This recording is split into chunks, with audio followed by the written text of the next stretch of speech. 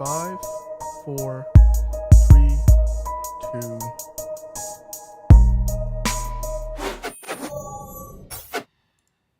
Ooh, what up, Knicks Nation?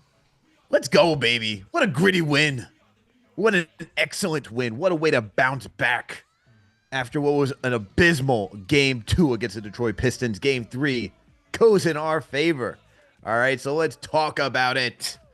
New York Knicks would come into game 3, going to the Little Caesars Arena, looking to bounce back after, as I said, an abysmal game 2. And you can tell the Knicks were locked in when they go out to an 8-1 start against the Detroit Pistons. We had Karl-Anthony Towns knocking down threes. We had Jalen Brunson facilitating. We had OG back in his OG bag. All right. But the thing that the Detroit Pistons will never do, as they keep showing us throughout every single game, they will always find a way to clamp up and bring this thing back into the balance. And it especially helped when Jalen Brunson fouled Timmy, and then he knocks down three free throws and knocks down a 3. But you know what? By this end of the second quarter, the Knicks would have a 10-point lead going to the second half. But of course, you get Dennis Schroeder. You get Cade Cunningham deciding to do the damn thing. Cade just being the playmaker that he is. Dennis Schroeder deciding to be who? The 6th man of the year? Where did he come from? And then you get Jalen Duren getting those put-back dunks. But every time the Pistons tried to come back in this game, you know what happened? The New York Knicks always found a solution, whether it was Jalen Brunson slowing it down, getting to the free throw line, whether it was Karl-Anthony Towns getting some buckets. Knicks found a solution. Even with Mikal Bridges knocking down some threes today. I know CK's happy. Yo, the New York Knicks did the damn thing tonight. Even when the refs and the shot clock operators try to ruin it for us in the end, the Knicks found a way because Jalen Duren can't inbound a ball. I thought the Knicks had problems inbounding the basketball. Detroit Pistons on a whole other level. So the New York Knicks would win this game. All right? The Knicks would win this game. Why is the score missing from here? What? Yo, man. ESPN, get your stuff right. Knicks would win this game 118 to 116. All right? Let's talk about it, man. With me on the other side is the play-by-play guy himself, CK2K. I'm your host. Until CP gets here, Alex Terrace, a.k.a. the Stratocaster. Make sure to hit that thumbs up button for your boys. Make sure to subscribe to the channel if you haven't already done so. And, yo, make sure to call in through Discord, all right? We got to call in through Discord. And whether it's going through the web browser, whether it's download the app, TM, please drop the link in the chat if you haven't done so already. We got to hear your thoughts about this game tonight. It's a good one. Happy about it. I'm sure you're all happy about it, too. Pistons fans, I know, are crying. Oh, you know, they didn't call the fouls for us. Quiet. Quiet. All right? I know some of you are in the chat right now. You're all quiet right now in the chat. You don't even want to show yourselves. Show yourselves. You mad we won? They mad. Upset. You know how it is, man. You know how it is. Oh yeah. CK, what's going on, bro? How you feeling? What up, man? Big game, bro. We struck first. We knew that they took game 2 from us in the Garden, and we were gonna have to win one of these 2 in Detroit. And what do? We waste no time taking game 3. You can't be upset about that. You got to be happy about it. Got to be proud. I know it wasn't pretty down the stretch, even though we started the game great. But we got the job done, man. That's the playoffs. That's what it's about. Chuck D was preaching in the play-by-play chat today, talking about how it's not about how you get the win. It's about the fact that you get the win. That is what the playoffs are about. And, yeah, man, I'm super excited. 2-1. We don't have to stress out about, getting that first, win against Detroit. Now it's about trying to close this thing out as soon as possible. Yeah, man. And look, the good thing is that we put the Pistons back on their heels, right? I mean, if this game, not going to go down doom or gloom what happened. The Knicks would lose in this one, but the Knicks take control of the series again. And look, they put the Pistons on their heels. Now they got to come back out and see if they can, win game 3. And look, these games have been very close. These games, 4, sorry. Yeah, game 4. Hey, man, look, it's a long night, man. I'm exhausted. Look, so they got to show that they come back and try to make game 4. Every single game has been a game, though. This is not like, the Knicks are not like, busted open the doors and running away with this thing. These are serious, grinded out games, just the way the Pistons are playing defense. And the response to tonight is just beautiful. I mean, you get Tobias Harris in foul trouble. As soon as you get him out of there, which they've been talking about, Karl-Anthony Towns being guarded by wings, right? They're just able to recover quick enough so that they deter the 3. And then he has to, think twice whether or not he wants to drive. And you see Durant helping off of Josh Hart. So does he want to attack? Well, Cat answered that tonight. We got to give a big shout out to Karl-Anthony Towns because big bounce back game, especially not touching the basketball for 12 minutes straight in the fourth quarter, or I shouldn't say didn't touch the ball, but didn't put up a shot. Okay. Karl-Anthony Towns tonight in 41 minutes went 10 of 18 from the field, got 31 points, 8 boards, 1 assist, 1 steal, 2 blocks. All right. Cat doing the damn thing. 4 of 8 from downtown. He took 8 shots tonight from behind the arc. Oh my God. As he would say. That's what you want to see, bro. That's what you want to see. That is what you want to see from Karl-Anthony Towns. Stretching the floor. That's what you want to see, man. You want to see Karl-Anthony Towns spreading the floor, putting up threes, forcing the big man to go out there. And I was just happy to see that because we haven't really he only made 1 3 through the first 2 games. So to see that the Knicks went to Cat at the top of the key, above the break, and got him going. And I was worried if there was going to be a super overcorrection, CK. I was really worried about that. It's like, oh, we didn't feed Cat at all in the fourth quarter. Yeah. Let's just make sure he gets every single touch in the first. Yeah. It's like, yeah, well, I'm glad there was a balanced attack to see OG in there as well. But Karl-Anthony Towns did the damn thing. Yeah, he sure did. Yeah, you mentioned he shot 8 threes. He went 4 for 8, 50%. Look, my favorite stat was those free throws too, like across the board from the entire team. But yeah, man, I was very critical. I know everybody was, Jalen Brunson, Tom Thibodeau. I was the one that was critical about Karl-Anthony Towns being our number 2 all-star, being the dominant force that we saw when we first got him in the Knicks uniform. And I was looking at him like, yo, I understand game plan this, game plan that, point guard this. You're Karl-Anthony Towns. Go out there and call for that rock. Go out there and when you get that ball, make some opportunities. And we saw him doing that tonight because there was some possessions in game 2 I did not like against Tobias Harris. But Tobias Harris was looking a little too strong in the chest when Cat was trying to back him down. And today it was a completely different story. We saw him taking Durant off the dribble, having Durant having some nightmares. He's gonna have some nightmares tonight about Karl-Anthony Towns hitting a one-legged fadeaway over him off an and one. Like Durant's gonna have a rough night tonight. And that's all I wanted. I want Karl-Anthony Towns to be that guy. Go out there and have no fear, calling for the ball and getting yours. I understand Jalen Brunson is Mr. Clutch. I understand Jalen Brunson is the captain, but Karl-Anthony Towns, damn it, you are the first overall pick. You are a multi-time all-star starter this year. You have every right to call for that rock the same exact way and get your offense going. I don't care what game plan. I don't care what it's just basketball. You're that kind of guy, and I think he did that tonight. Putting up a great effort, 31 points, 4 for 8 from 3. He looked confident from the jump. My man was pushing folks, not backing down the play. Cat was on a different level today, very similar to game 1, and that's the kind of guy we're going to need for this team to go anywhere going in this playoff run. Yeah, and for me, man, when I watched Karl-Anthony Towns and how he was executing tonight, as soon as Tobias Harris got into foul trouble, and then I saw, oh, you're going to put Jalen Durant on him? Right. Yo, that's the matchup that we keep talking about. You don't want to have a wing on Karl-Anthony Towns. They've shown that even when, and shout out to Fred Katz, who wrote a fantastic article for The Athletic talking about how teams are covering the Knicks and limiting the Brunson Cat pick and roll. And the answer was putting a wing on Towns because of their recovery and just being able to shy off the three-point line enough where, as I said earlier, you have to make him think of what's the move that he wants to go to. And gotcha. So with Durant being there, it's like, oh, Cat at the 5 against traditional centers, that's food for him.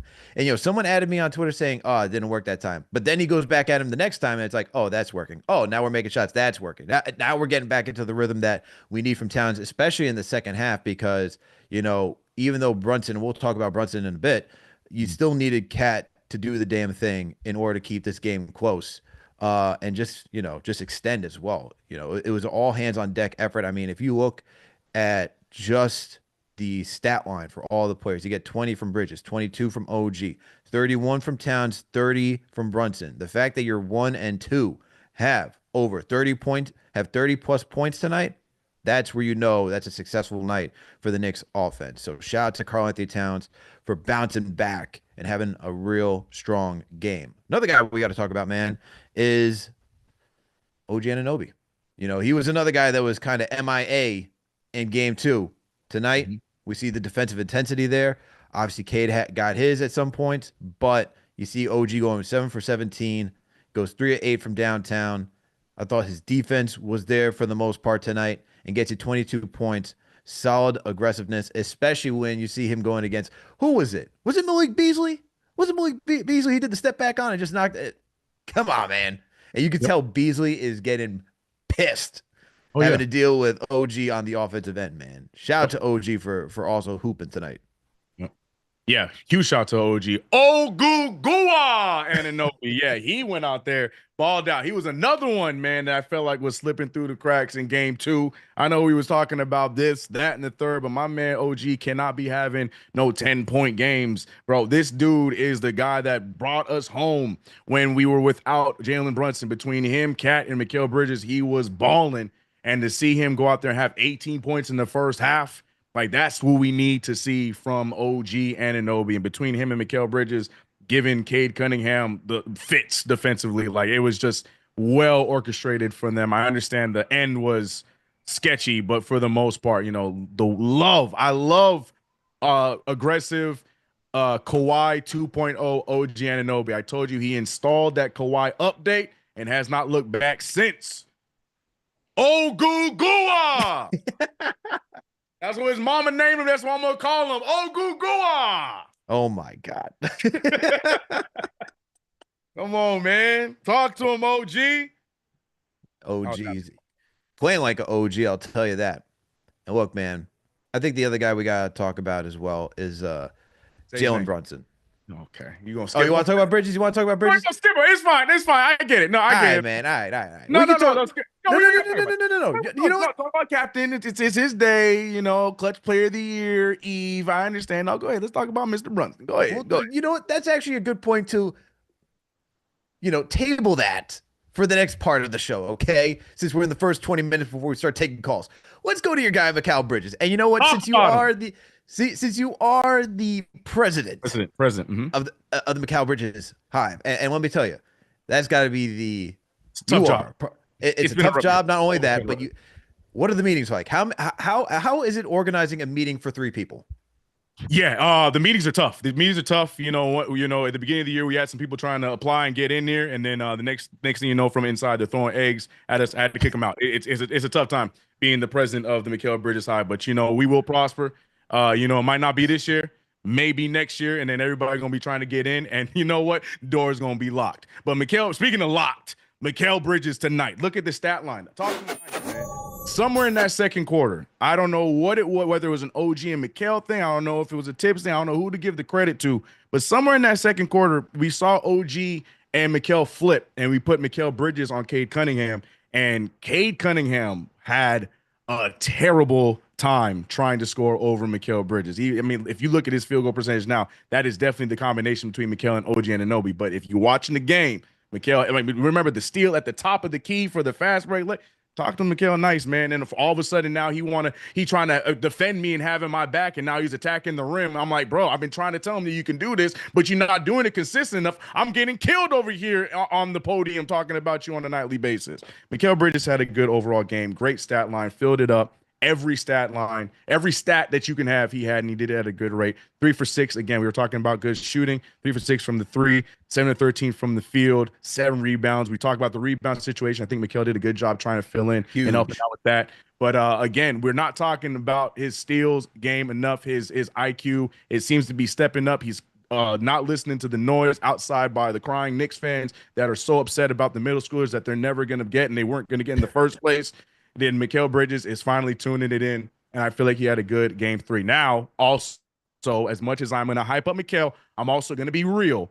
We need him to continue this, though. Again, it might not be a 20-point effort. Again, might not be 27 and 3, but he has been consistent with the steals, has been consistent with the defense, has been consistent at communicating and covering and picking up. Him and OG, I thought, have been doing a solid job with Cade. That has to continue. But damn it, I'm going to give him his flowers. Game 3, solid. Mikal Bridges, he gonna get the love. Mikal Bridges present. Just remember it, bro. Remember, bro. Go ahead. You know where my DMs are at. Go ahead and talk hate. It's fine because we're not listening. You know what I'm talking about? We don't hear you. You can say whatever you want. I don't see it.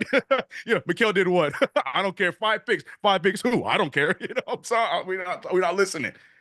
2-1. Yo, Let's go, Mikal. Somebody got to man. do it, Alex. I'm tired of this, man. Hey, This man. dude, this is his first year here. This guy getting killed because everybody's so upset about some middle schoolers, man. If y'all don't let this dude figure out he still had a good. We're not talking about it. Good game for Mikal Bridges. Let's talk about the cap. Nah, we're gonna get CK on the soapbox soon. Don't worry. Don't worry. We're gonna get CK on that rant. Look, man. You're like the sanitation worker, man. You get up early, you go to work, you put that blue collar on. Salute to you, bro, for doing the Lord's work at this moment. I got you. But hey, yo, Bridges, critical tonight. And I thought, defensively, obviously impactful, but I thought offensively tonight, especially when you talk about missing big threes in last game, like you had opportunities to seal or just to even get tied up, take the lead. He did that tonight, and he had the open looks, knocked them down. And then he was another part of that reason. You talk about this is why it was a full team effort, CK. It was a full team effort. All right. Towns came up big. OG came up big. Bridges came up big. Okay. Bridges knocking down open 3-pointers, I thought was huge, and just getting to his spots and taking advantage with the height mismatch, bro. Taking advantage with the height mismatch. All right. You have Dennis Schroeder on there. He's like, nah. He's like, get out of here. I'm going to shoot right over you. You ain't going to stop this thing, man. And when you get a guy who's now that confident, even though I'm still a guy who's like, you could go to the free throw line, man. I know you went 3 for 3 tonight. 100%. You can still draw a little bit more contact. There's opportunities there, but he still was in a rhythm enough where even when it was a step back fade away from like 5 feet out, it's like, all right, that's a good shot for you because you are comfortable taking those mid range jumpers. I thought he was huge tonight, man, and just the quick release and everything. Like nobody was going to deter him from getting his shots. And that's the type of guy that you need, as he said. We need, for sure. He can't be this guy that just fades away. And that's where it's like, I said this during the season, it's like the Quentin Grimes situation, bro. Serious. Where it's like, if Tibbs isn't getting him going, if his teammates ain't finding him, he's got to go be aggressive, man. And it's the same thing. It's like, that's unfortunately the issue when you play for Tom Thibodeau and it's a read and react system. Like Brunson's aggressive enough to say, I'm going to call my own number at this moment, and look, rightfully so. He's shown it. He could be that dude in the playoffs. Mikal Bridges, we brought you in here to be a scorer. You got to do the damn thing too. OG's figured it out. OG's figured it out. Look at CK with the celebration. He's happy. Sure, yeah, man. I got OG. Come on, Mikal. Yeah, we here, bro. Yo, you see he's chirping with the fans too after every single shot. I love it, bro. I love it. Everyone, Mikal shot, man. Look, Mikal gonna let you hear it, bro. He can go 1 for 15 and he's still gonna talk trash when he hit that one. I don't care, bro. I'm here for it, bro.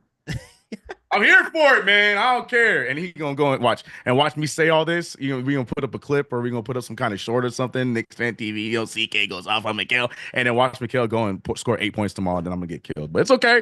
It's a hard job here as Mikal Bridges High President, and I ain't going nowhere. He had a great game today. He's, like you said, very pivotal in the dub. But we gotta talk about the main guy, Mr. Clutch Player. Do your thing, dog. Salute to the station. Thank you all for tuning for another KFTV post-game live. The New York Knicks defeat the Detroit Pistons in Game 3 in LCA, Little Caesars Arena, 118-116. With me on the other side is my guy CK2K. You can catch him doing play-by-plays, and I'm your host until CP gets here. Alex Terrace, a.k.a. the Tradicaster. All right, man, we're going to get to the Discord, all right? We're going to get to the Discord. So, CK, I actually do need you, and Daniel, I need you to transfer our vocals over to the Discord because we're still in Zoom. So people, the good people out there, just bear with us as we change over to the Discord side. All right. So give me. All right, Daniel, let me know when we're up and people. Let me know when you can hear us. Mic check. Mic check. Mic check.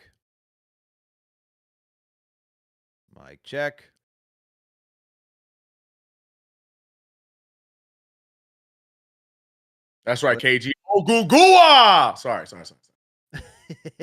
had to read it. Sorry. Let us know, Daniel.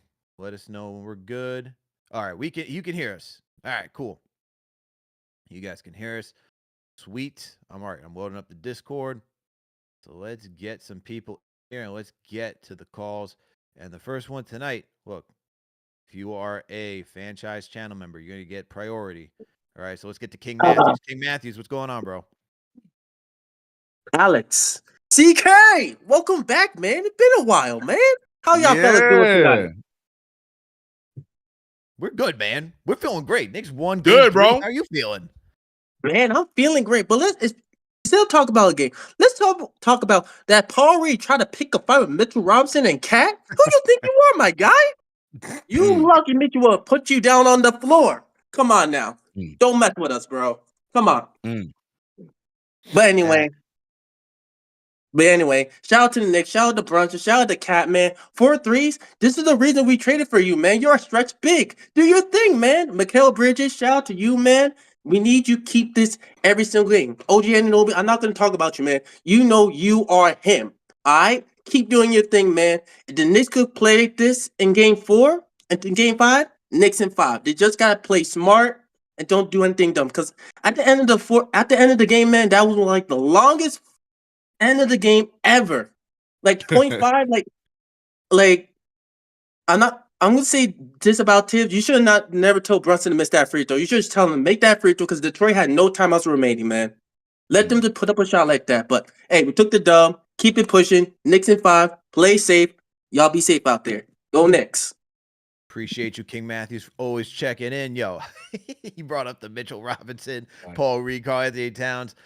I have 2 trains of thoughts on that thing right there because one, hilarious that Paul Reed can't even move Mitch. Mitch is like, yo, man, you ain't moving me, bro. Cat getting out there and then shoving and being tough. Look, I always find it funny when guys act fake tough in the NBA. It doesn't even matter if it's my own team, but it's like nobody really trying to be out there and swinging, man. They all want to go home. And that's what I loved about Cat. Cat shoved him and just stood there. We had Schroeder was chirping, Malik was trying to chirp in his face, and Cat was not phased in the slightest. And that, to your point, that's what you got to do. That I think pisses them off the most when you're just not phased by the fake tough guy routine.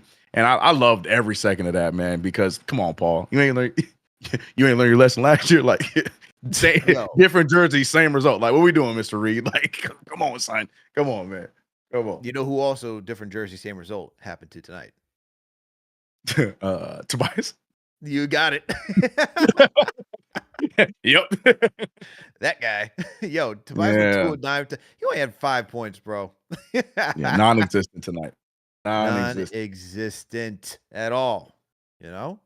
But look, I think when you match that energy, I think it's a big thing because you don't want a team to feel like that they got into your head. And look, you see how it affected them. They're still chirping throughout the entire game. Brunson's talking to Duran, I should say, and then you have everybody else just chatting with each other. You see Cam going at Schroeder and all. It's like, look, man, at the end of the day, these guys, this is not 80s basketball. This is even 90s basketball. This is even early 2000s basketball, all right? You don't got Sheed out there. You don't got Lambeer out there. You don't got Isaiah Thomas out there. Ain't nobody going out there to hurt anyone, all right? Stop. Relax, okay? You're all making your money. You're all going to have a good time. Stop with the tough guy. You want to play physical? That's what it is, man. But hey, is what it is at the end of the day. Let's get back to the line. Who we got here? Ooh, we got Carlo from the Philippines. Carlo, unmute your mic, my guy. Hey, kumusta kayo, Alex and CK? What's going on, Carlo? How you feeling, man? I know it's early. In the morning. You're probably watching this game before you got to go to work. How are you feeling today? That's right. I'm about to go to work right now. But first of all, congrats to JB for winning the Clutch Player of the Year. Looking for more years of him winning this award. Classic cardiac arrhythmia Knicks game again. Detroit crowd went from F. Brunson to ref you suck. Detroit is trying to cheat and they're trying to force their way from being better than us. Like they're trying to tell the world they have a better pizza than New York. And I have a different jersey, same result for you guys. Jalen Rose. Jalen Rose is getting on my nerves right now. Yeah, I know he's a former Knick, once a Knick, always a Knick, but there was a moment where I saw a flashback of Ewing almost massacred him in 1999 at the Garden. Do you remember that? Until he was saved by old man Dick Bavetta. He's just too annoying right now. That's right. He's a few more steps of him witnessing part 2 of Patrick Ewing's killing spree. But key play for this game is Rico Suave, Cat, blocking Cade than JB on the fast break. And I think defensively, we played better this time. Cat playing better defense, OG doing a good job on Cade, Captain Clutch diving for the ball. We should be up 3-0, and I believe we are a better team. But game plan for game 4, less hero ball, more continuity on offense, and match their intensity on defense. I know Deuce is struggling in the series, but he needs to snap out of it. And Mikal had a good game, but he still owes me at least 10 good games with 20 plus points, or at least 5 games with 30 plus points. He owes us. Mikal, you owe us. Oof. That's it. Okay, Stan Mikal owes the next man. How you feeling as the president of the Mikal Hive? Nothing we ain't heard before. So like I said, I don't hear it. I can't hear it. Can't hear it. Not listening. Not listening. He had a great game tonight. Game 4. We here. Oh man, appreciate the call, Carlo. Appreciate the call, Great man. call. My man's on the way to work, about to save some lives because he's a doctor. Shout out to you, Carlo, man. Shout out to you, bro. Yeah. All right, man. Look, I think that's another thing when we look at this team defensively where we have questions. And look, the Knicks are certainly stepping it up defensively. When you watch Karl-Anthony Towns getting the block on Cade, as Carlo mentioned, when you see Mitchell Robinson out there, man in the paint, and everyone's just chipping in, right? Even with Josh Hart, I know Josh Hart had not the greatest game, but he had his moments where it was like, okay, you got to steal, you're causing havoc, right? What's that look for, bro? What's that look for? Jackson Dart just got drafted by the Giants because I thought they were gonna get Shador, but they got Jackson Dart. Sorry. Okay. No Yes, problem. I know you don't care because Mr. Jets. I get it. I'm not a Giants fan either, but look, man. It's the Jets. Look, it's hard for me to always get invested in the football. I hate how they have me locked in every single time where it's every year. They start to believe, and the next thing I know, my hearts are always crushed at the end of the season, man. This year was a lot faster and a lot more painful than last season. At least Zach Wilson, teetered on that line of, didn't trick me. I knew who he was, but it was like, oh, yeah, maybe, right. I was like, oh, maybe we can, somehow fall backwards into a playoff spot. This year was just catastrophic failure. Aaron Rodgers, good riddance. Never wanted you to begin with. Been down that road where we got a Green Bay Packers quarterback. But this is not a Jet show. This is a Knicks show, man. So let's get back to what we're talking about. I didn't mean to open any wounds. I'm so sorry. They're hurt. It hurts, man. It hurts. Absolutely hurts. I don't want to go down that road. I'm sorry. Look, man. As soon as look, the Yankees are playing baseball. There you go. Right. But anyway, sorry. Go ahead. I think defensively with this team, man, because that's how you're going to have to beat the Detroit Pistons. And that was partially the reason why we lost game 2. Outside of Brunson being, very invested on getting his shots up and not looking for his teammates. Defensively, OG struggled, Mikal struggled, Hart was struggling, and it's being locked in as a team. And I thought tonight, where it came to even blitzing Cade, right? I thought that was on point because you see him, he had to make a decision, pass out. Who's the other guy that you're going to rely on to get points for that team? And outside of Schroeder tonight, I know Duran had his dunks.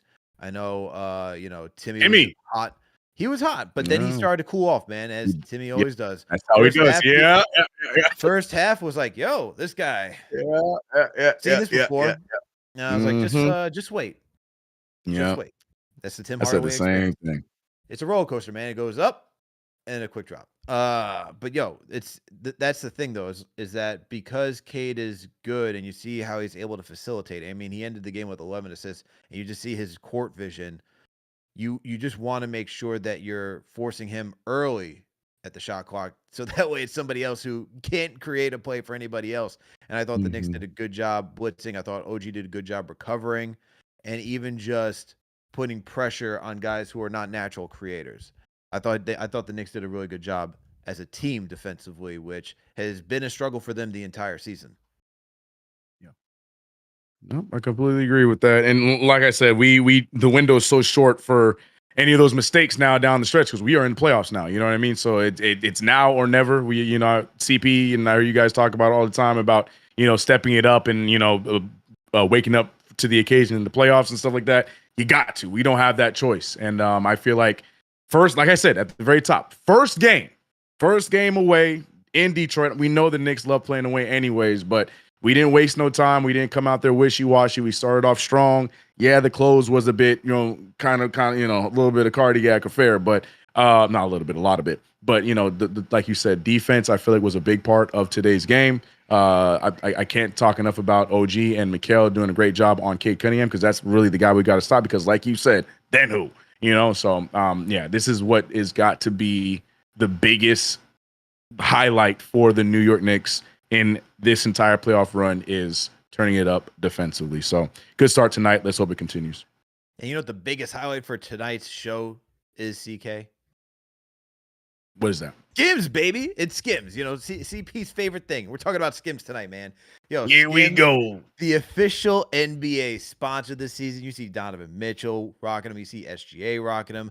Look, Team KFTV is rocking them as well. Shout out to Kim Kardashian and the crew over there for getting us right with Skims, okay? You can go out there. Highly recommend the 5-inch seam underwear, as CP always recommends. And look, they give you the support that you need. They're breathable, lightweight, and you can use them when you're playing sports, man. Good athleisure wear as well as just everyday wear. And I highly recommend that you go out there and go get your Skims underwear on. And look, the cool thing is that you can use our promo code and let the good people over at Skims know that you found them by watching KFTV. So whenever you check out, just choose podcast, type in KnicksFanTV or KFTV to let them know how you got there and go shopping, man. Not just for you, but maybe for the lady. Go surprise her a little bit. All right, go get some discounts. So make sure to go when you check out, use a drop down, go to podcast, type in KFTV or KnicksFanTV, and let them know that you found us on the show. All right, I'm not going to go all into all detail. All right, no testimonials. Okay. Oh, okay.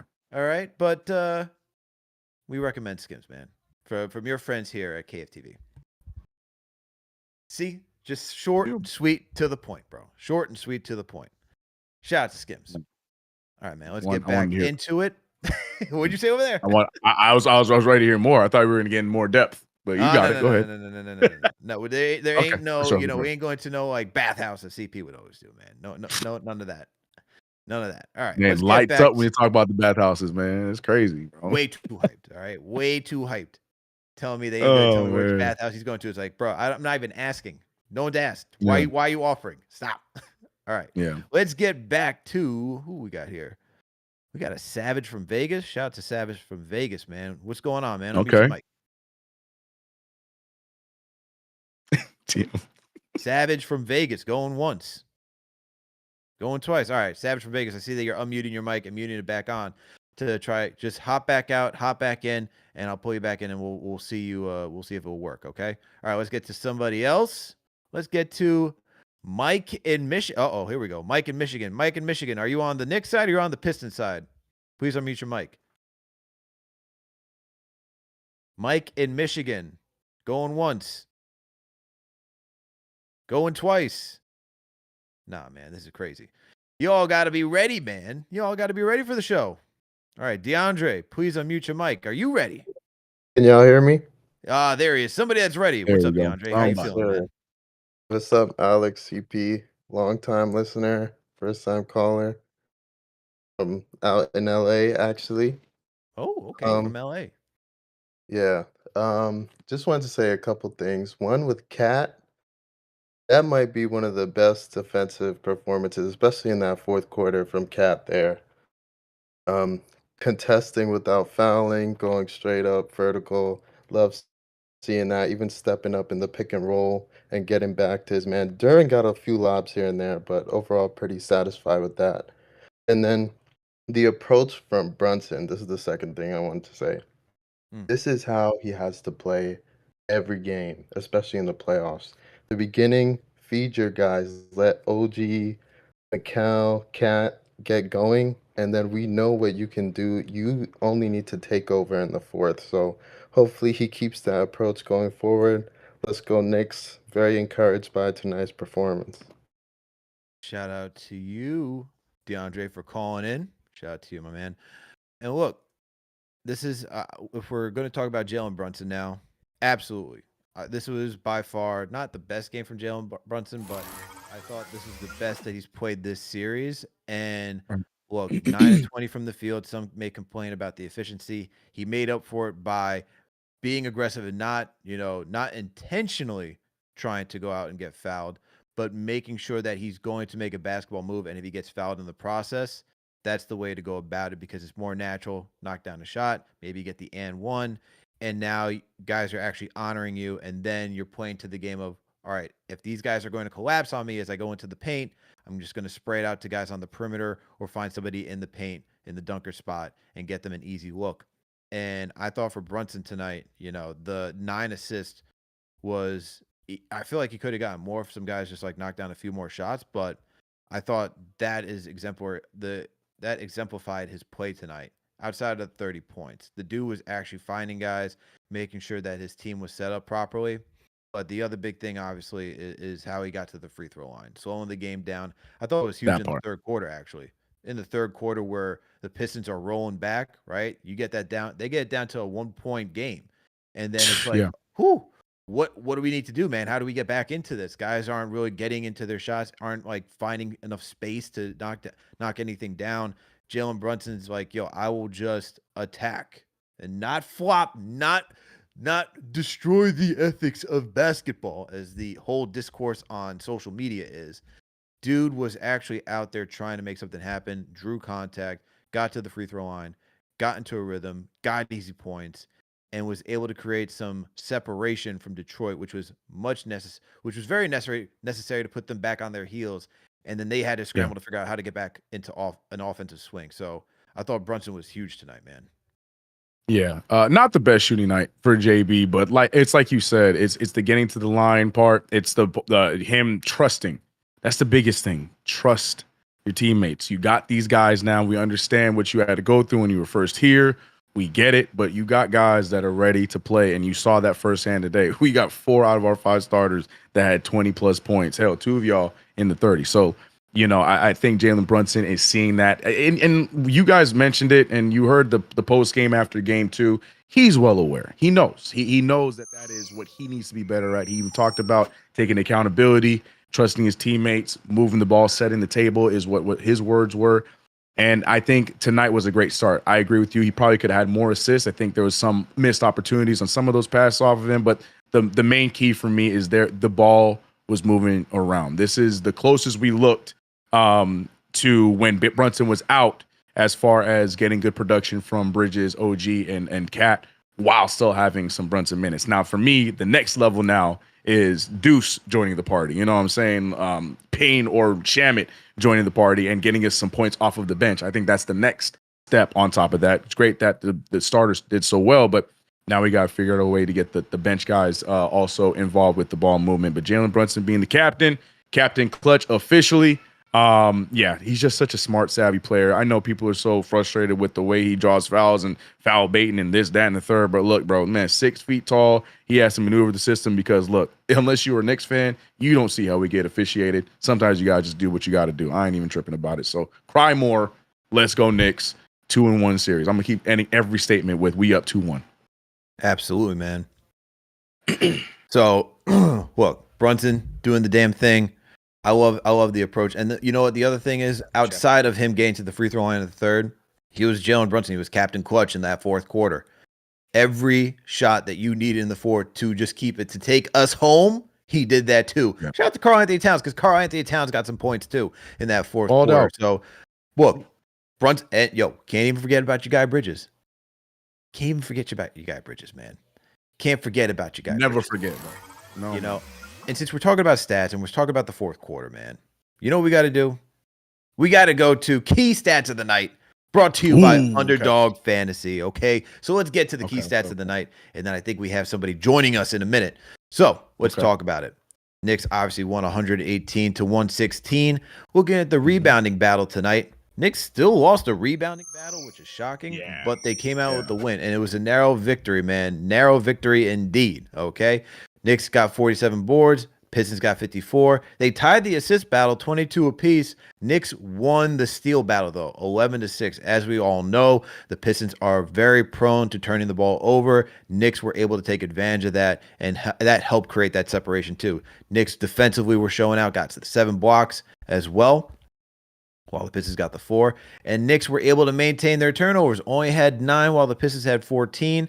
Shooting wise, it was almost even. Knicks shot close to 47%. Pistons shot 45. Downtown, Pistons actually shot crazy 43% from three, while the Knicks shot 38%. And then the free throws, baby. Knicks shot damn near 90% from the charity stripe, while the Pistons shot 82%. And these are the other categories the Knicks won. They won the points in the paint battle, 46-36. Shout out to Brunson and Cat doing that. You got second chance opportunities. Got 16-12 for the New York Knicks. And then Knicks barely won the fast break points battle, 14-13. Knicks were just trying to eat in many categories, just wanting to see better job on the rebounding battle. Maybe you get Mitchell Robinson out there to help a little bit more with that. I don't know. More two big man lineup.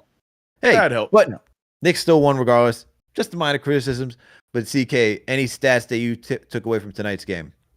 I have two big ones. You mentioned a lot of great ones, but my two favorite, number one, my honorable mention, I'll talk about in a second. My number one favorite stat was the free throw percentage. I love when our New York Knicks take advantage of the free throw line. 89.7%. I'm going to bump it up to a 90% free throw percentage, 26 for 29. We had multiple guys who got to the line multiple times and not miss in Mikal Bridges, Karl-Anthony Towns. OG only missed one, so I'm going to throw him in there as well.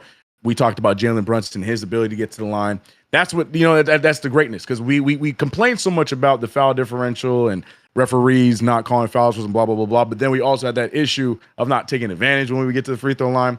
We can't use that argument tonight. I feel like the Knicks did a great job at handling and capitalizing on the free points. And I feel like that is a big difference from that 2-point win you see we have from if we went, 80% from the free throw line tonight. Might have been another crying session tonight for us here on KFTV, but that wasn't the case because we handled the free points. But my honorable mention has to go to the defensive stats. I feel like, we handled the Detroit Pistons love to play this fake tough guy routine. They do all this huffing and puffing and pushing and shoving and this, that, and the third. But at the same time, they had the hardest time taking care of the rock. And another thing the Knicks need to take advantage of is just that, and that is the steals and blocks. And I think with, Mikal with 3 of them, OG with 2 of them, Hart with 2 of them, Mitchell Robinson, he's been killing it from the steal perspective. We know him as a shot blocker, but he's been sneakily getting some of these steals in some of these games in the last few weeks.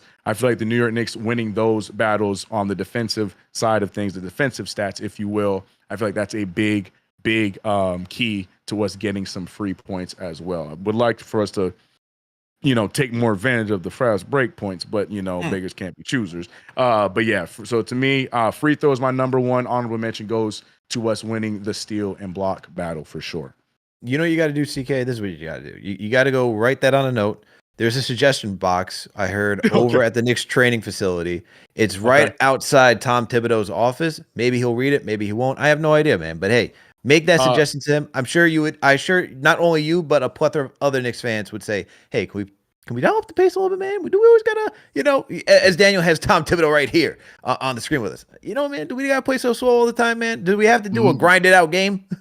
My question is, how is it a dumpster sized suggestion box, or he got like a little shoebox size? Because I don't know if that's a good idea for Tom Thibodeau. He's gonna have a lot of suggestions. Let me tell you how, if he had a suggestion box, you know how big that thing would be? It would be like a little tiny jewelry box, all right? If you could fit anything in there, that's what it would be, man. It's not even a shoebox. Because you're saying he ain't even listening is what you're saying? He ain't even gonna listen, bro. He ain't gonna listen. We already know what it is. We already know what it is. All right, man. Okay. But that was key stats of the night, brought to you by Underdog Fantasy. Use that promo code KFTV to get up to $1,000 in instant bonus cash and a free pick. People, I love using Underdog Fantasy. It's a lot of fun. Look at that sign. Look at that beautiful sign that CK's got back there too, man. CK loves using Underdog Fantasy as well. The cool thing about it is that you can choose, if you're creating a ticket, you can go anywhere between 2 to 8 players.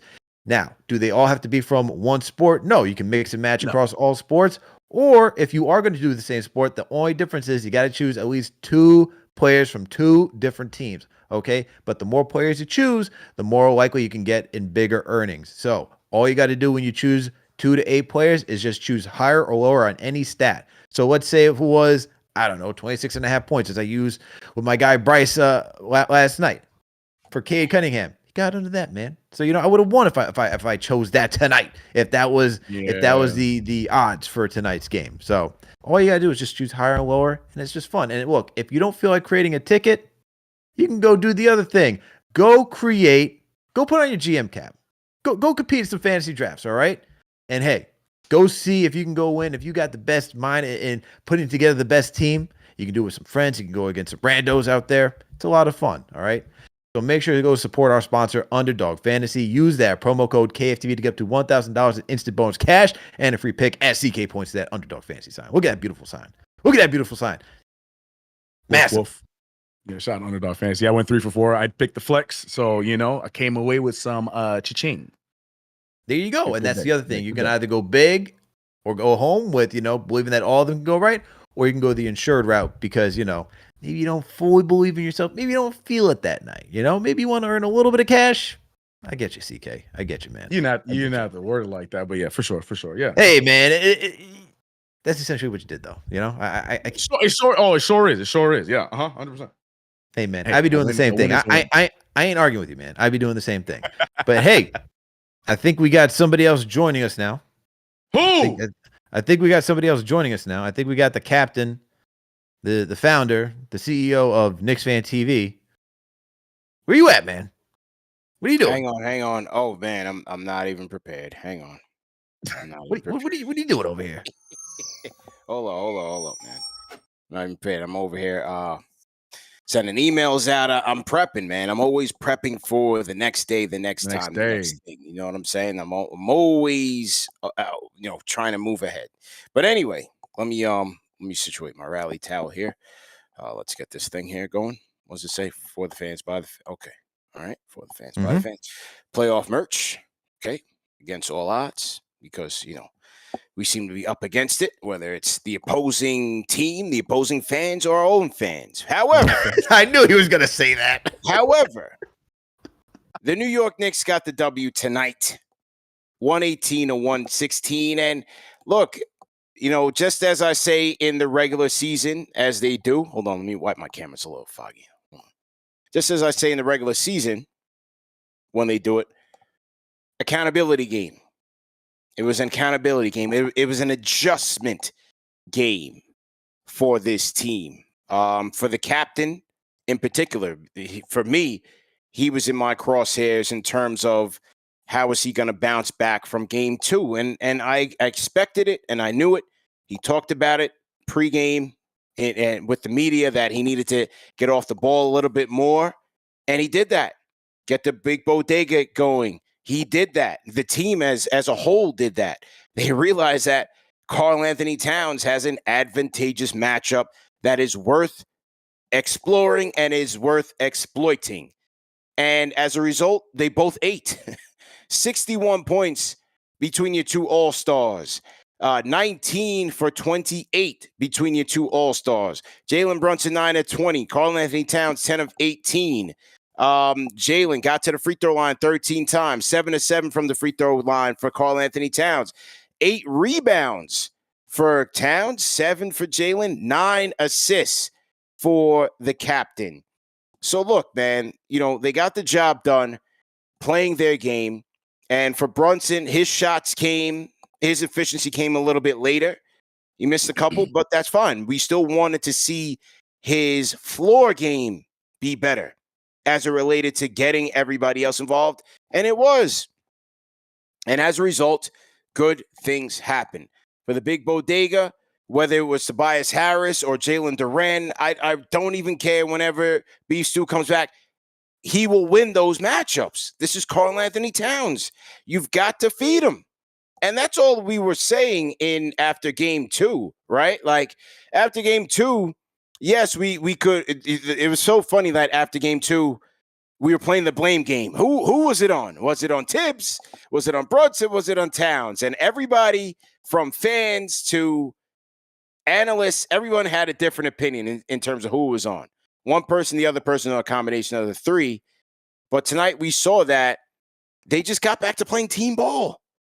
And sometimes it's just as much as that. The adjustment that you want to make is just playing better, playing as a team, getting one another involved and understanding where your mismatches are. So good job by Jalen. You know, under a lot of duress, the Pistons fans let him hear it. Right, he's now been public enemy number one, and it's very interesting to see how he has evolved as a player in this league to now being a villain, if you will, to the opposing fans. So that was interesting. But look, they went to the bodega.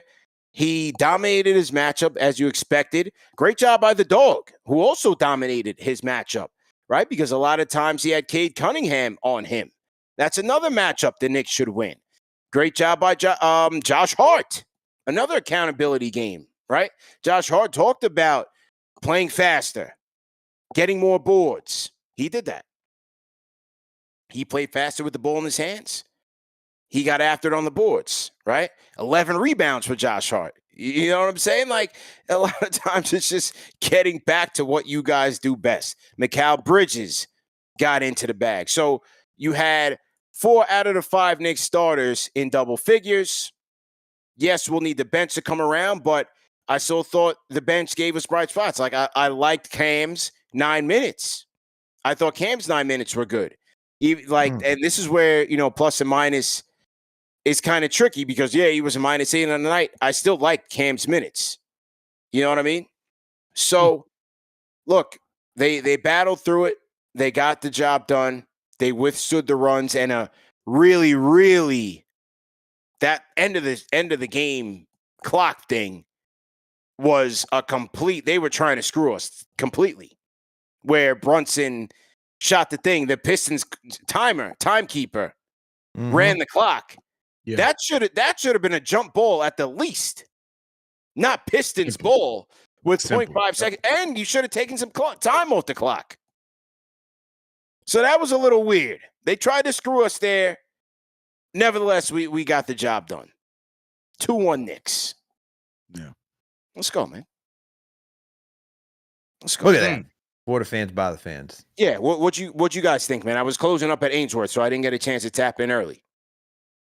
I thought this was a really good overall team effort. I think that's the biggest thing. I mean, scoring wise, rebounding wise, as you mentioned, you want to see the bench get better. I mean, for Deuce, Payne, Shamet, all those guys, I wasn't really the only thing I guess I could say that I liked about Cam's minutes is that he wasn't taking any BS from the Pistons who, you know, CK and I talked about it earlier. It's that fake toughness, man. Like, nobody in today's league is really going to be throwing punches and doing anything like that. Look, you'll be suspended for multiple games. Everyone's trying to enjoy their money. They make so much money as it is as now. No one's trying to go out there and go get hurt. So I thought I liked Payne's minutes from there. I thought he was back in his, you know, shot chucking ways. But I'm not going to go to the bench, man. They won. I'm not going to go kill the bench.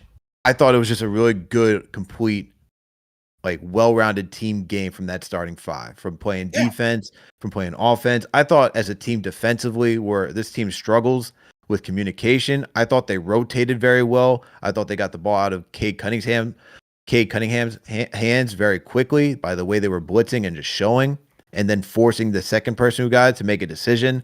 I thought that was great. But then you just see, you know, there's still obviously things to work on. Timmy got into his bag. Schroeder's knocking down 3. So they still have that issue of allowing too many threes. I thought overall it was a solid team game. And then if you talk about exploiting matchups, finally, CP, where we see Tobias Harris gets in foul trouble, and you know what the next thing is? Oh, Tobias is out of here, no wing? Let's go attack Cat on Duren. That makes sense because why not? You know, that whole I'm sure you read that article by Fred Katz talking about how the Wings have had success guarding Towns. It's been a talk this entire week.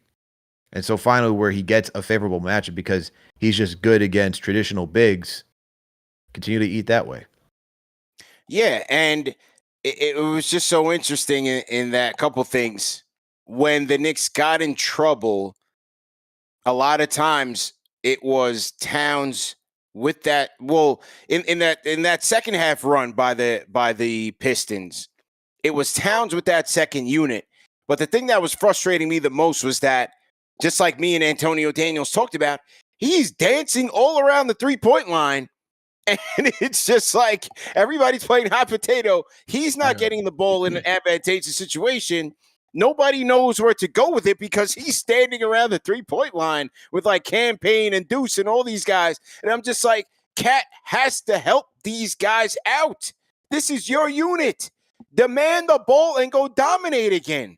What right? I said. And Yep. and then the offense gets bogged down. The Timmy's gets hot. The crowd get going again. So again, it's more self-inflicted wounds with this team where I still appreciate the fact that they're going through this because I hope that they are continuing to learn from these things. Like watch the tape from tonight and look where you got into trouble.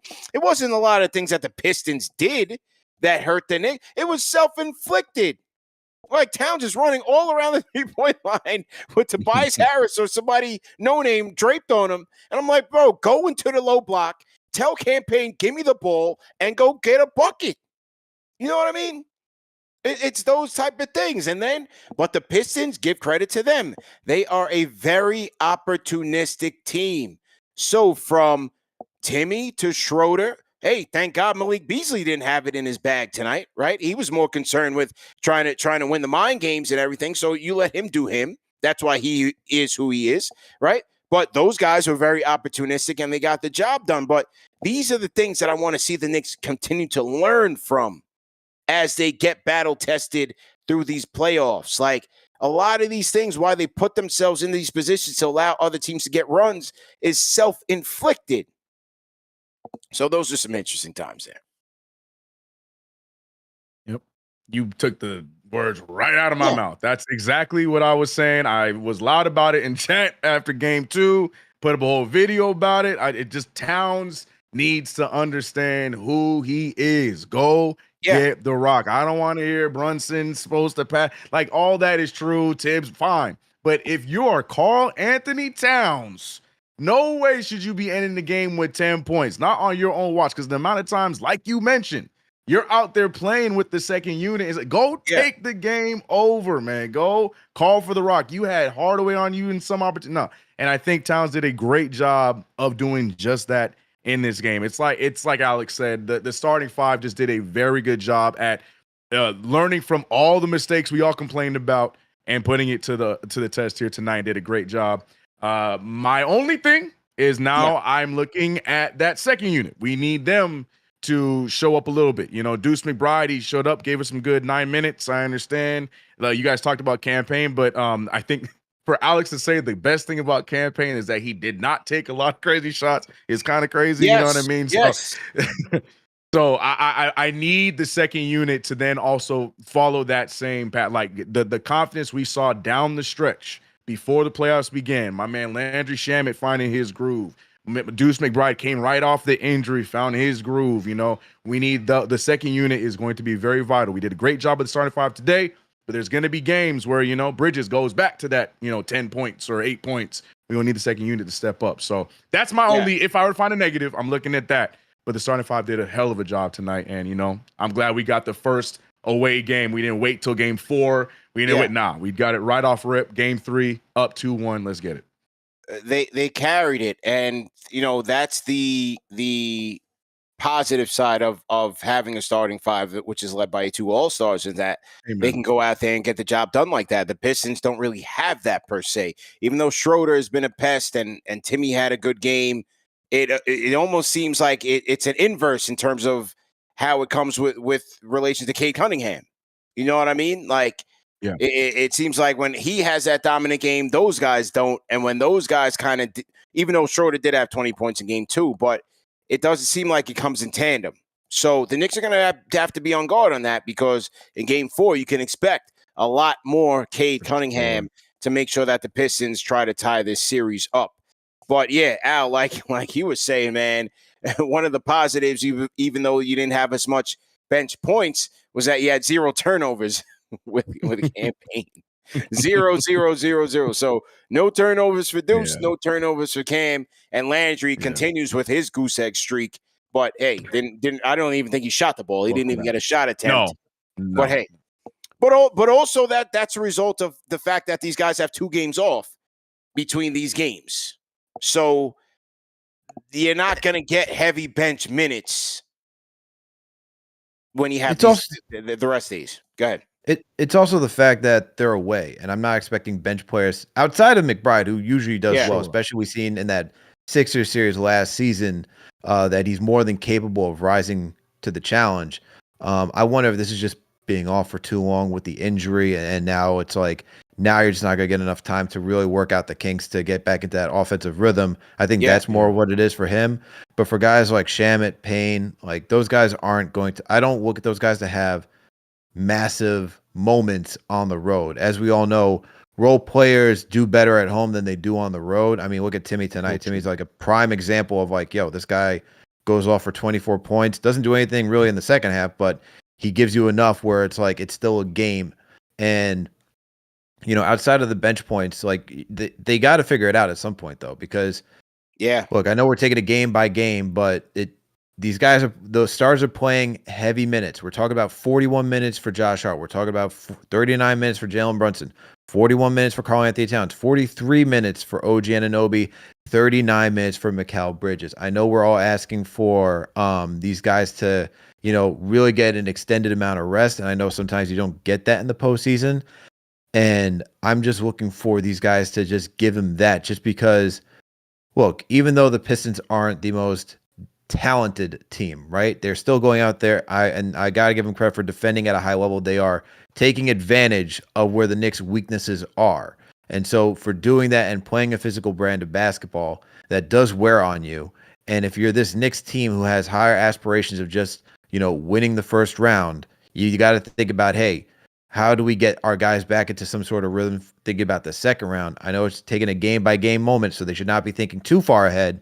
But I'm sure that the front office is thinking far ahead because they went in all in on this team as an investment for the next couple of years to be that title contender.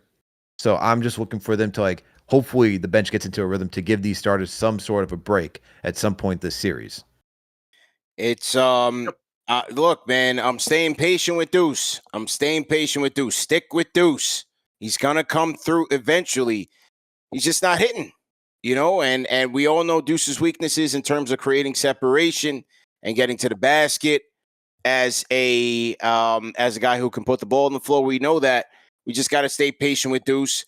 Cam has been the best player off the bench, and you got to stick with him. And before the series started, we were like, man, can Delon do it? Can Delon do it? The one thing that Cam can do consistently is play faster. He's done that. He's done that all year. And that's the thing that I like with this team, man. Play faster. That is the best version of this Knicks team. So even with Cam's herky-jerkiness and his tendency to cough the ball up or, have bad decisions, even though he didn't do that tonight, look, I got to go with him. I was looking for him in game 2. And so that's just where the bench is. Hopefully they'll pick it up. Hopefully Landry will knock down a shot or two. But it's really Deuce, man. We got to get Deuce going. He's just got to be able to knock down those shots. And maybe he'll open it up as the series progresses. Yep. Al, let's go to the next call, man. Yeah, man. Let's get to the next call. We got, let's see. Oh, here we go. Let's go to Knicks Fix. Let's go to Knicks Fix. Knicks Fix, you've been on the line for a minute. What's going on, bro? What's up, fellas? What's going on tonight, man? Good, man. How you doing, bro? Yo, you know how Mike Breen blesses with the double bang? I think Cat gave us a double on my God tonight. That that might have been the first game that was the first complete game overall. There was a shot where he hit that over the shoulder fake and then fade away. I was like, whoa, man, this dude looked like KD in the post. But yeah, man, I think he bought it tonight. But the two wings, man, like Mikal and OG, they really, really stepped up. The only thing, fellas, I think that we could have improved on. I'm really nitpicking here, but the only thing is, I think we could have found some more minutes for Mitchie. Yeah, Mitchie really that double big lineup. I was looking for him a little bit more in the second half for sure. Yeah, that double big lineup was giving them problems, man. But I want to point this out. I want to point this out to you guys. I like their toughness tonight, man. For the first time, they wasn't about to get punked, right? Cat pushed off Reed, and then OG came and helped out. Mikal, and he pushed off, I think, Tim Hardaway, right? And I'm like, that's the toughness that we needed, right? They was trying to. What you see, what Detroit's trying to do. They don't have the talent, so they got to muddy the game up, But overall, good game, man. Like, let's try to get this one in, on Sunday and then go back and close it out back home. Stay up, fellas. Let's go. Salute Knicks Fix on the Discord. Yeah, man, let's talk about the player of the game, the Morgan and Morgan player of the game, fellas. Let's talk about Karl-Anthony Towns, man. 31 points, 10 of 18 from the field, 4 of 8 from downtown, 8 rebounds, 1 assist, 1 steal, 2 blocks tonight. Al, what'd you think about the Big Bodegas game tonight, man? I thought it was a great bounce back game after, being very quiet. And I was saying at the beginning of the show, I told CK, and I told this to Bryce on the show, on Game of the Week last night. I was afraid of the overcorrection where it's like, all right, Brunson had a lot. Do we really just force feed Towns? And is this going to shoot us in the foot because we made a huge mistake not involving him really in the second half? And are we just trying to, now appease him just to get him going? And fortunately, we had a balanced attack. But for Karl-Anthony Towns, man, right off the rip, knocking down threes. I think the big one for tonight is going 4 of 8 from downtown, just because he only made 1 3 over the first 2 games, didn't take many attempts, and even when we played Detroit during the regular season this year, he didn't really take many threes against them, right? Even when he was available. And so the fact that he got 8 3-pointers up, knocked down half of them, that's so big because you get Duren out of the paint. If Isaiah Stewart comes back, you get him out of the paint. Now you're gonna say, all right, if you put Tobias on him, if he's knocking down threes, now you have to honor the guy, and it just opens up the lane for everybody else. That's the whole point of Karl-Anthony Towns. So for me, the 4 of 8 from downtown is a bigger stat than just the 31 points. Yes, Cat did the damn thing in the paint, but the 4 of 8 from downtown, if he continues to do that and be that, elite shooting center, that elite shooting big that he is, then it's going to be big problems for the Detroit Pistons just because they don't have the capability of stopping a guy like that. And then you really give Brunson, guys like Mikal, the opportunity to get downhill. Hell, even OG Anunoby can use that step back, man. And so that's what I like from Karl-Anthony Towns tonight. Excellent job by him. Yeah, great points, man. CK, how about you? Yeah, I love that you point at the 3-point because that's the huge thing for me. And again, the confidence, you know what I mean? The confidence. I love what the last caller said about his toughness tonight. It just seemed like he was going to make sure that he was going to assert himself. Everything that these guys said in post game after game 2, they put that on the floor. And Karl-Anthony Towns is number 1. He said that he's just going to stay confident. He's not worried about double teams, not worried about, not getting those opportunities because it's about the next game. And boy, was it about the next game because 31 points and that 4 for 8. Yeah, you can't say enough. I can't say it enough. Love the 7 of 7 from the free throw line. Big Bodega just needs to stay like this. We saw it a little bit in game 1, fell asleep game 2, and then he turned it all the way back around in game 3. And I think the more that he understands his dominance, the more he understands his place on this team, he is another go-to guy for this team. I know Jalen Brunson's the captain, but Cat, you are that kind of guy too. Go get the ball, demand your spots because this team cannot stop you. And I think he's getting a taste of that the more and more we play in this team. So yeah, shout out to Cat for sure. Yeah, I agree with both of you guys. And coming into this game, I expected this game to be that correction for everybody in terms of getting Karl-Anthony Towns just back into this thing and understanding that of all the matchups, right? A team can only take away but so many options. The Detroit Pistons have no options to take away Karl-Anthony Towns in terms of his ability to spot up from 3 or his ability to even take guys off the dribble. Now, when it comes to maybe in the post or backing down from the post and Isaiah Stewart comes back, if he does come back, okay, that might be a little bit of an issue. But overall, Karl-Anthony Towns has many matchups that he can exploit. And I love the fact that the Knicks went to him early.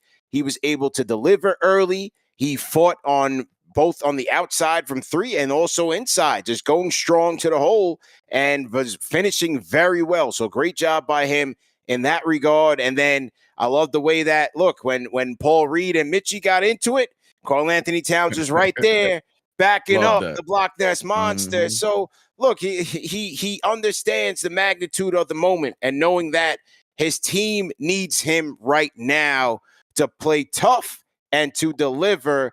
And great job by Karl-Anthony Towns. And it was so interesting in that, me and Antonio Daniel, shout out to AD, we talked about it after game 2 and the fallout from game 2 in terms of how this team gets back on track. And he said, look, let's go back to when this Knicks team was the best version of themselves. It was when both Karl-Anthony Towns and Jalen Brunson were eating in these wins. And here we have it. Both these guys lead this team with a combined 61 points. Karl has his moments. Jalen has his moments, but the team did not go away from the big bodega. And that was the difference tonight in the victory. So shout out to Karl-Anthony Towns, man. Congratulations to him on being the Morgan & Morgan player of the game. And speaking of Morgan & Morgan, fellas, let's shout out one of our new sponsors of the program. New this week is Morgan & Morgan, man. Injury attorneys, the largest injury law firm. Shout out to our friends at Morgan & Morgan. And with over $25 billion recovered for over 500,000 clients, Morgan & Morgan has a proven track record of fighting to get you full and fair compensation. In Florida, for example, a client received $12 million, fellas, after the insurance company's best offer was just $350,000.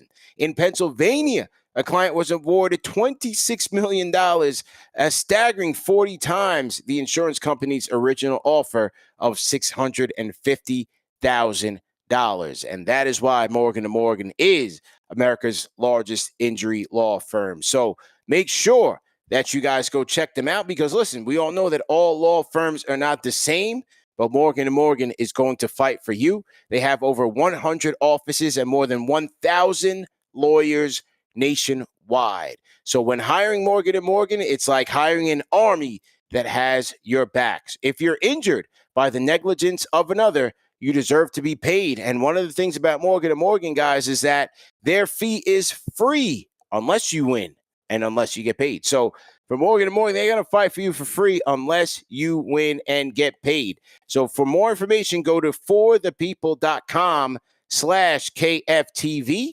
That's forthepeople.com/KFTV. Or you can call them at Pound Law, which is pound 529 from your cell phone. So either forthepeople.com/KFTV or dial Pound Law or pound 529 from your cell phone. This is a paid advertisement from our friends at Morgan & Morgan. All right, Al, who we want to go to on the phones, man? Who we got? Let's get to Zach in LA, my man. Let's get to Zach. What's going on, bro? Zach. Yo, guys, how you doing tonight? We're happy. We all are happy. I can agree on that. I thought it was I said, the other night, that we needed a team effort, and that's what they came out and did. I like that Cat came out and asserted himself right in the beginning. Gave Thompson a bloody nose just to show that he's not soft. He's out there to play the game. Obviously, 4 of the 5 starters having 20 plus was a great sign for us coming up in game 4, and another 2 days rest gives us the opportunity to prepare for the battle at hand, because it's going to be a battle again. Yeah, absolutely. It's going to be a battle. Yeah, no, it's absolutely going to be a battle again. And look, each game has just been so close that New York has to make sure that they're just doing everything in their potential, right? Just to come out with these games. I mean, a game won by like 2 points, and it's been essentially feels like 2 points every single night. I know it hasn't ended in 2 points, but it always feels like it's close within striking range for either team. Yeah, for sure.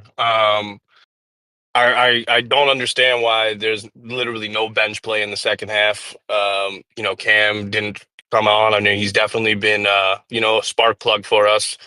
We've all given him his absolute worst in the regular season, but he's definitely been a big part of why we've had some spark in these first our 2 wins. So I think Tibb needs to utilize him a little bit more. And as you said, CP, Deuce, man, he really needs to find himself again. He's got to dig deep and figure out what's going on. Yeah, it's we just gotta just stay patient, man. This is the playoffs, and Deuce is not he's not an anomaly in terms of, hey, sometimes it's tough going for players in the playoffs. Things are tight. Defenses are tight. The pressure is tight. The atmosphere is tight.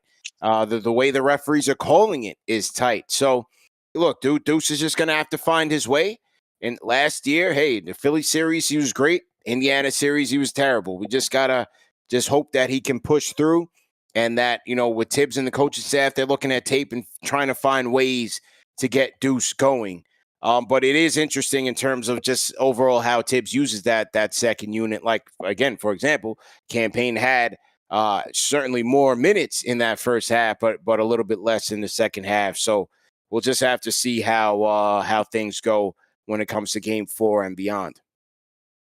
Yeah, for sure. And then with OG, I mean, he is a brute, right? I mean, he fumbles the ball, but man, when he puts his head down and gets to the basket, he's hard to stop.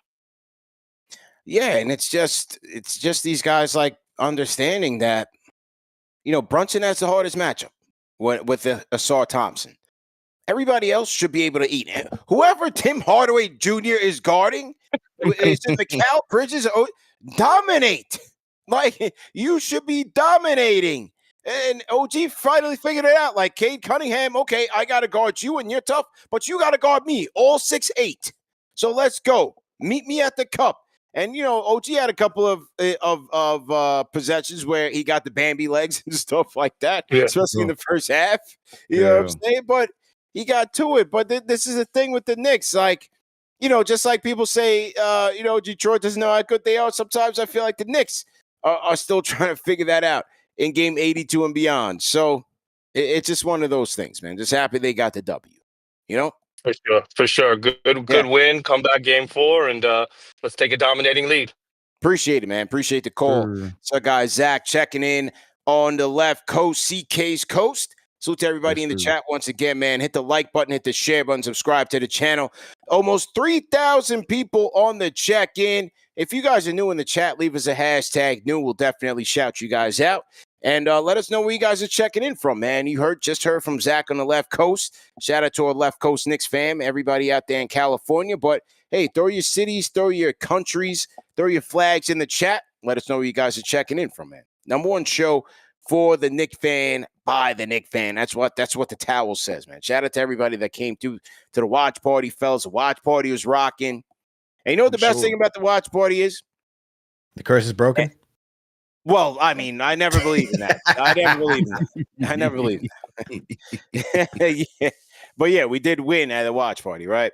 But the best part is, and it happened last year, is when the fans at the watch party do the defense chant. So everybody's yelling at the big screen. We got a big stadium screen at Ainsworth.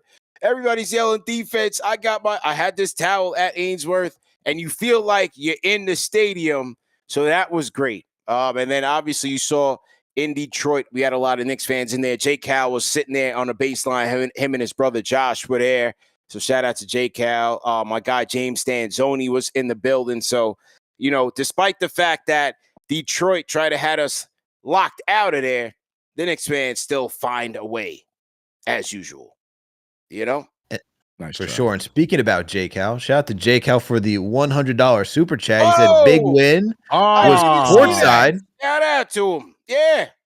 He said big win was courtside. Have the field report in Discord. So let's go to J. Cal. He's in the Discord. He's here. Okay. Let's go. I'm in the building. What's up, boys? Let's go. What up, J. Cal? About it. I seen you courtside with the Averex flashy. Shout out to Josh as well, man. Let's go. Yeah, brother Josh says hello. I tried to get CP, the franchise, to come out. He couldn't make it, so then I slummed it with my brother and Timothy Chalamet and Ben came out as well. Stiller was out there.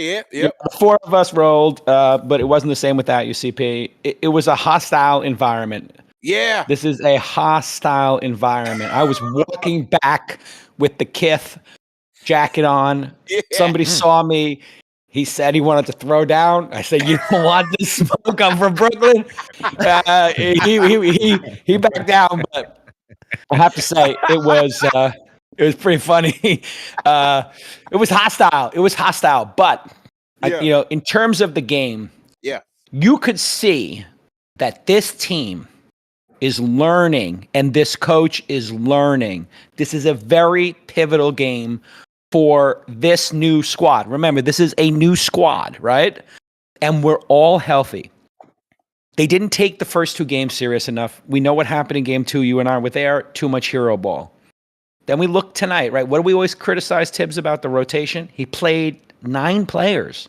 Yeah. Right? Yeah. Played 9 players. I give him a lot of credit for that. He didn't put Mitchie No Snitchy, who was excellent for 18 minutes, in there. Would have liked to seen him play more, but okay, let's leave it. It is what it is. But OG was everywhere. You know, like when you lock in on a player and you watch him on defense, I was there on that baseline. I'm watching him on defense, and he was leaving it all out there. Yep. It's obvious what the adjustment here was.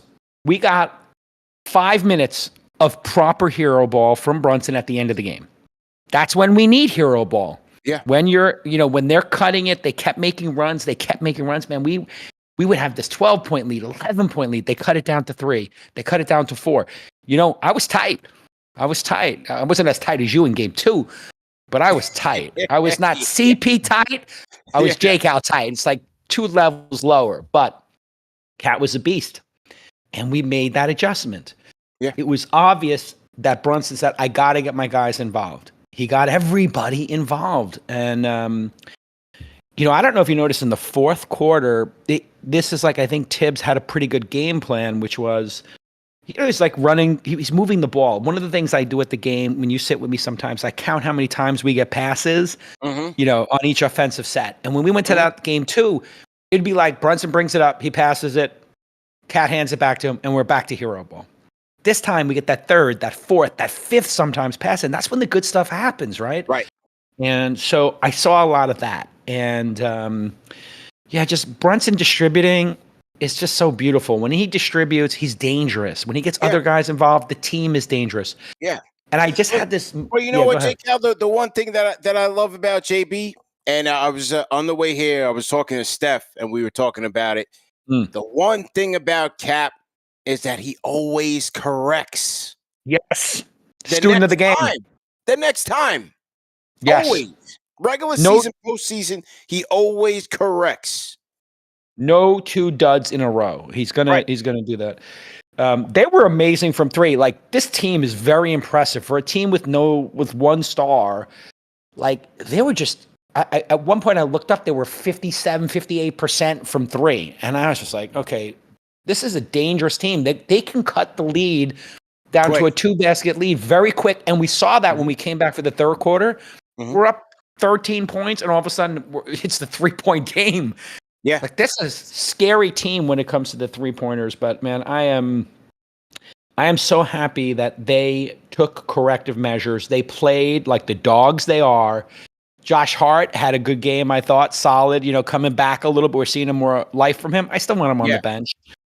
But, come on, man. I like Josh's grit tonight. This was classic Josh in terms of that New York grit, attacking the boards. He attacked the boards, right? Absolutely. You were right there baseline. I thought he did a good job. And it was chippy, man. It was chippy. And there were some Knicks fans who figured out how to get past. They would, I think after we took over Philly and we made it to 6th borough last year, they tried to stop us from coming into Detroit. They blocked our IPs. They blocked. Buy tickets, you had to have an address, and your billing on your credit card had to be in Detroit. They can't stop us. We got people for that.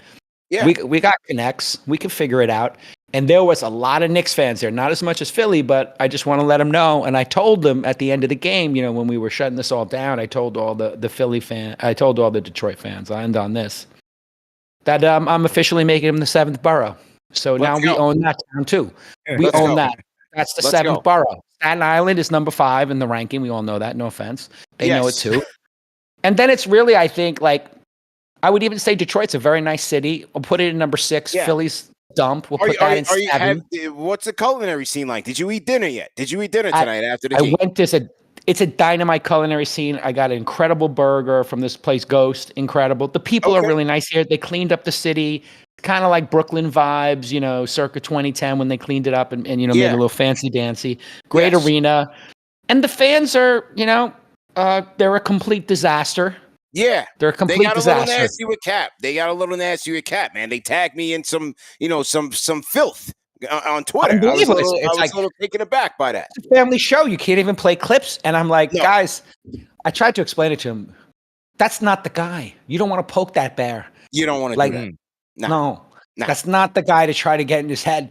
That's like a supercharger for him. You start doing F Brunson, Yeah, and then he's like, you "Oh, can't shake him up, man." all right, one question can't for you shake- guys. One question.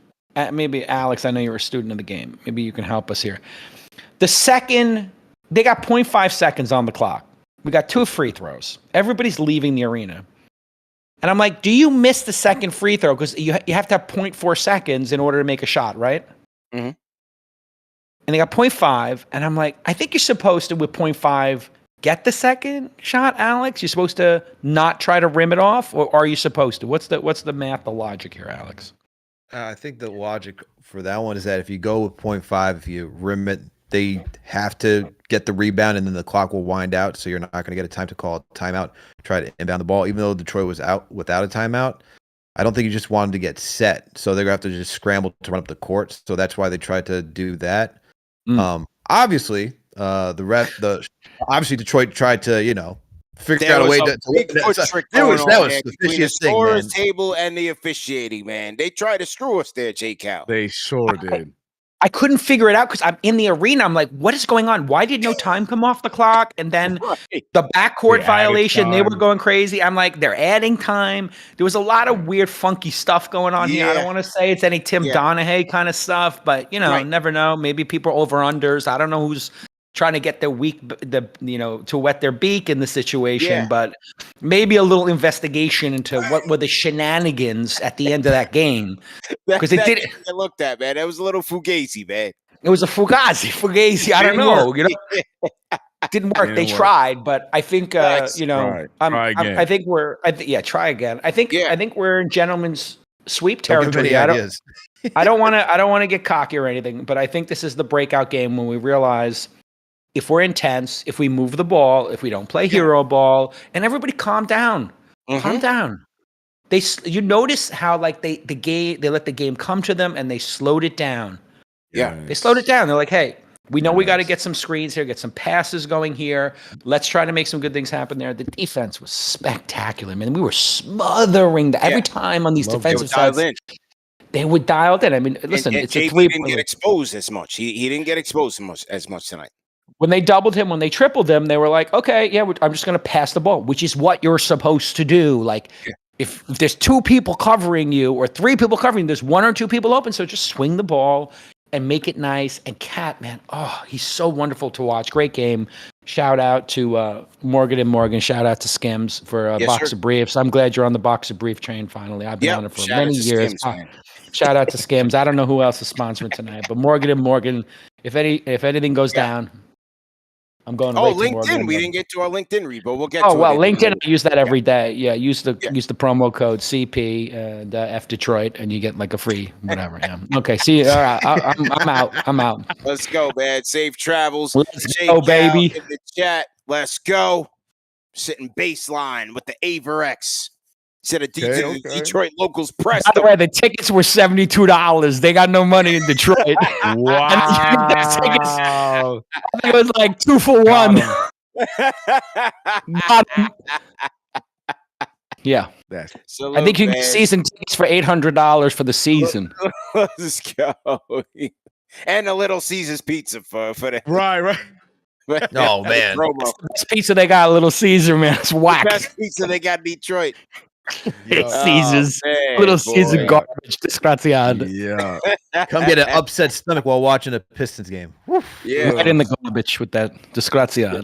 Shout out to J. Cal, man. Made it back to the telly in one piece. Yeah, he was sitting baseline with the Averex.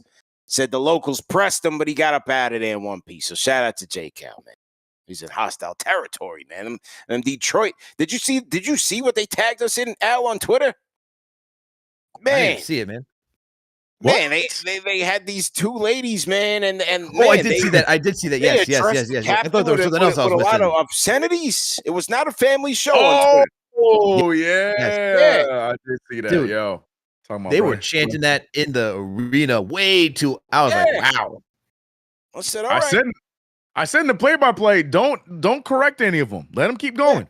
Yeah. they don't know about Jalen Brunson, so let them keep going. Know. That's fine. They don't know. Look, man, do not correct them. Look, man, when you haven't been to a place in a minute, they haven't been in a postseason for a while, man. It's been quite some time. They don't know how to act. They don't know how to act yet, all right? Yeah. So, but what was it? Was it actually you talking about how Brunson's like evolution of becoming like this player who, like on the bigger stage, right? You were talking about that, right? Yeah. It's just so funny where 2 years ago it's like, oh my God, this great underdog story, like where he's come up. This last year, it's like, yo, he led the team. It's still like it's the rise, right? Now he's here, and it's like it's like the whole James Harden effect which I don't really agree with. It's way too much. Like I would agree with the last game that he tried too much to draw the foul and was like acting too much. This game, not at all. And I think if you don't even watch, and CK and I were talking about earlier in the show, if you don't watch the Knicks on the regular, you don't understand how many calls JB doesn't get during the regular season. Right. And how he gets rocked just like Cat every single game.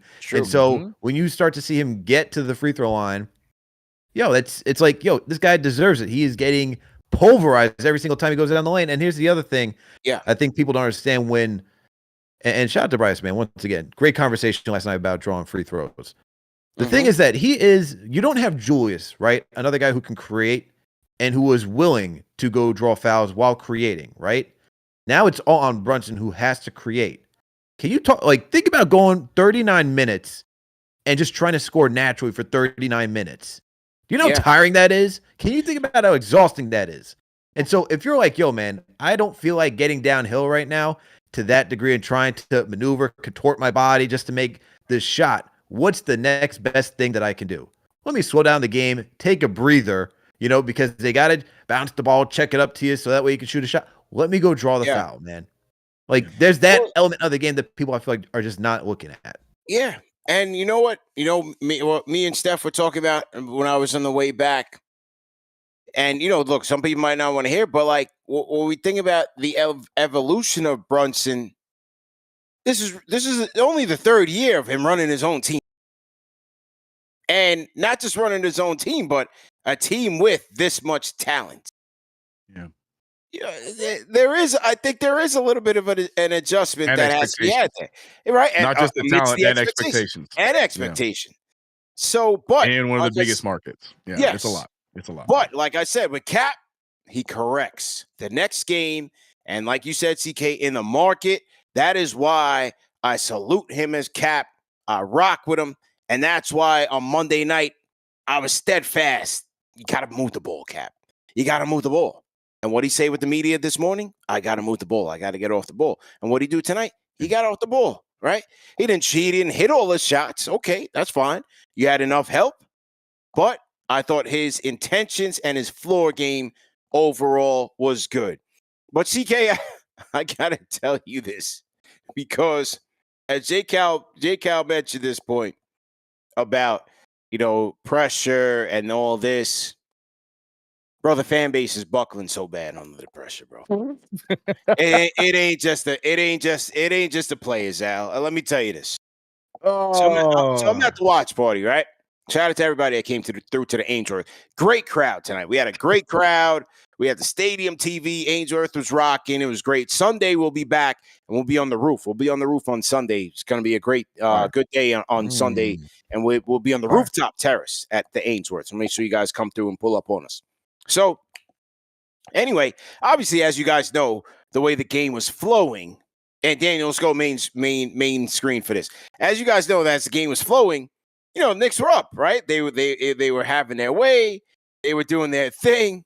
No, not me. The main trio, right? So everything was going.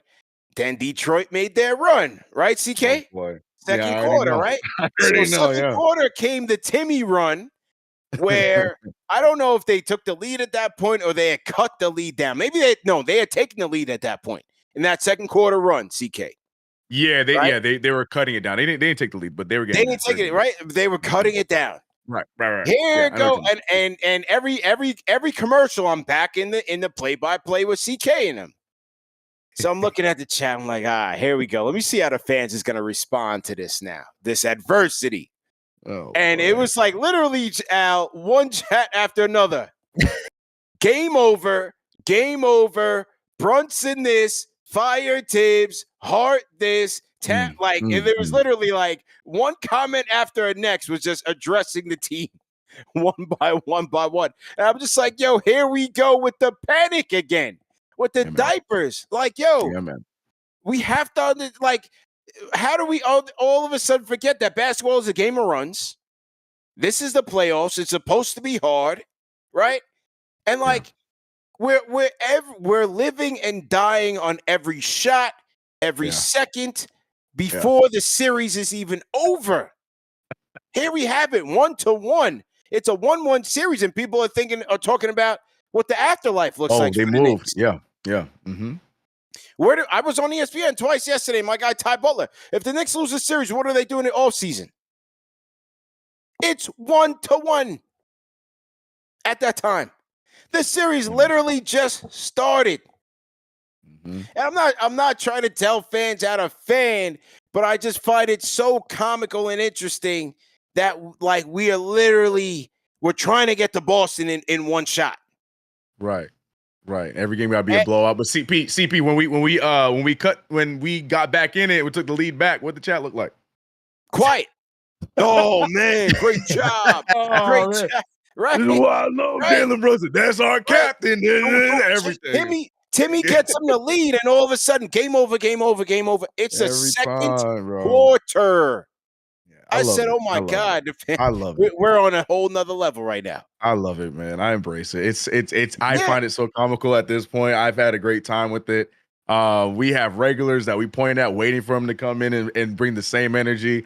But my favorite is the back and forth because, like you said, the minute our 10-point lead cuts down to an 8-point lead, bro. Oh, that's it, man. See, this is why I don't like Jalen Brunson. I can't do it. Nah, man. But I'm telling you, bro, if we traded Jalen for K, cutting out, this would be different. Boy, if Spoelstra was our head coach, we'd be somewhat, man. I'm like, it's the second quarter of game 3. I love it, man. And this is why, like, so even fun. back after game 2, when JD was like, man, if they lose this game, are you concerned? No. The series is not over. 7-game series, y'all. It is a 7-game series with the first of 4. Knicks Nation, I'm not trying to tell you how to fan. All I'm trying to tell you is just can we just wait a little bit before we write the epitaph? Yeah. Can we just wait a little bit before we throw third on the grave? Just wait. Can we just wait, Al? Bro, who are you talking? Who you were talking to Knicks Nation, man. Bro, it's cardiac. It's not gonna work. It's not. That's why you gotta embrace it. But Alex, this is why I go so hard as the president of my Mikal Hive, because it's so fun to fuel the fire. Because right now, my boy Mikal is the number one person getting his finger pointed at. So I love being the one positive beacon for Mikal Bridges. Because you know what? God forbid someone have a rough first year after a trade, killing them. So I love to fuel that fire because, like CP just said, God forbid he misses a jumper, bro, tearing them up. And I find it hilarious. That's what I love about the play-by-play. The fans are going to fan how they want to fan, and it is hilarious, and it entertains me. I have a great time with it. But no, CP is not exaggerating, bro. It is crazy. It's crazy. It's so much fun, but it's crazy. He's not, man. It's funny, but pressure busts pipes, man. And this is the thing. Pipes, man. And here's the thing. It's one thing when you're playing with house money and you don't really have expectations. So it's like, it's a feel-good story, man. What do we got to lose, right? It's how the Pistons are feeling right now. What do we got to lose? Yeah. They took one game. If they're going to walk away saying, hey, this team took one game. They haven't won a playoff game since 2008. They're going to walk away home and be like, yo, we had a big increase, this, that, and the third. Now, if they made moves what the Knicks did this season, there are expectations. And this is where it's like, it's tough because I get the expectations. I get that you want to see this team be that title contender. But it's like, it's year one of a 4-year project. And that's where even when we talked about it on a night-to-night basis, CP, right? It's like, yes, in the moment, if you look at it in the micro, it's like, it's frustrating. It's so frustrating where you go from a team that played top 10 defense by defensive rating last year, and now you're middle of the pack to even in the basement. But yet your offense, which could be top 5, doesn't look like it's always clicking. And it's like, why is there always like missteps? Why are there always miscues, right? And I think even when people work on themselves even more, we've heard it throughout the season so many times. People go back to January, right? Where you get OG and it's like, yo, these guys even practiced together. They didn't do anything. This thing looks so natural.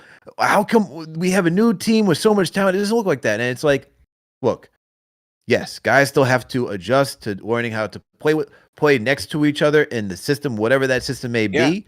I get that. And you want to see that, but you want to see the talent be able to overcome that, especially when you're going against a team like the Pistons where, we're playing tight games. I get that each and every single game. Like, I tip my cap to the Pistons, man. Like I said, they've taken advantage of every opportunity. They're playing tough defense. You got to tip the cap to them. This Knicks team should be not even this close in matchups with them, with the talent. And I think that's where the pressure and that's the frustration. That's where the frustration comes in. That's all. I get it. And that's why. But that's why it's doom. That's why there's the doom and gloom. The spectrum is so wide right now, man. I get it. Should it be like that? No. But like I get it at the end of the day. To play devil's advocate, but look, man, I always find it funny where it's like, and look, I feel like I'm that way sometimes too. Like depending on the game, I could be like, God damn it. Like after game 1, even though we won, I was like, I was ready to break my TV the way that they entered. I'm like, dude, you are the better team. Yeah. What are we doing here? You know what I mean? Look, I agree with you on 100%. And I was thinking about that because I knew I wanted to bring this up tonight on post game. And I was thinking, just as you said, Al, it's like the fan base expects this to be wire to wire wins every night. And I do too. I definitely do. And it's tough to see the Timmy runs and like, man, we got to sweat again. And then we go back up by 13, open up the second half, taking terrible shots, and they get back into the game and they cut it to 4. And you're just like, man, like you're playing with fire, you're playing with your food. My only hope is that these are moments that this team can continue to learn from, build on, and maybe it lifts them up a little bit more as they hopefully win this series and get on to the next. And hey, never know. Maybe they get through the next one. Like, I'm hoping that this is a galvanizing experience for this team to learn from, because what I see, a lot of it is self-inflicted. Yes, we can say, Pistons, they overworked the Knicks in the first 2 games and all this. But you could also say that the Knicks didn't play their best in the first 2 games. Won the first one, could have won the second one, and didn't. You know what I mean? Just as much as you could say, the Knicks would be down 0-2 going into this game, you could easily say they didn't play their best in the first 2 games, right? Yeah. Everybody's giving so much credit, right? Or this family show. They're going in on the Pistons and all that, showing them a lot of respect, right? Historic. But nobody's talking about the inexperience of the Pistons, the lack of star power, or the biggest point, the fact that they turned the ball over just like everybody else. And we'll bring you back into the game. Everybody wants to crown them champions without going in on their flaws, but they want to highlight all the Knicks' flaws. Because they got the best player in the series, CP. Don't forget, bro. They have the best player in the series. Okay, there you go, brother. That's all it is. You know what I mean? That's all we care about. But you know what the thing is? And this is the thing.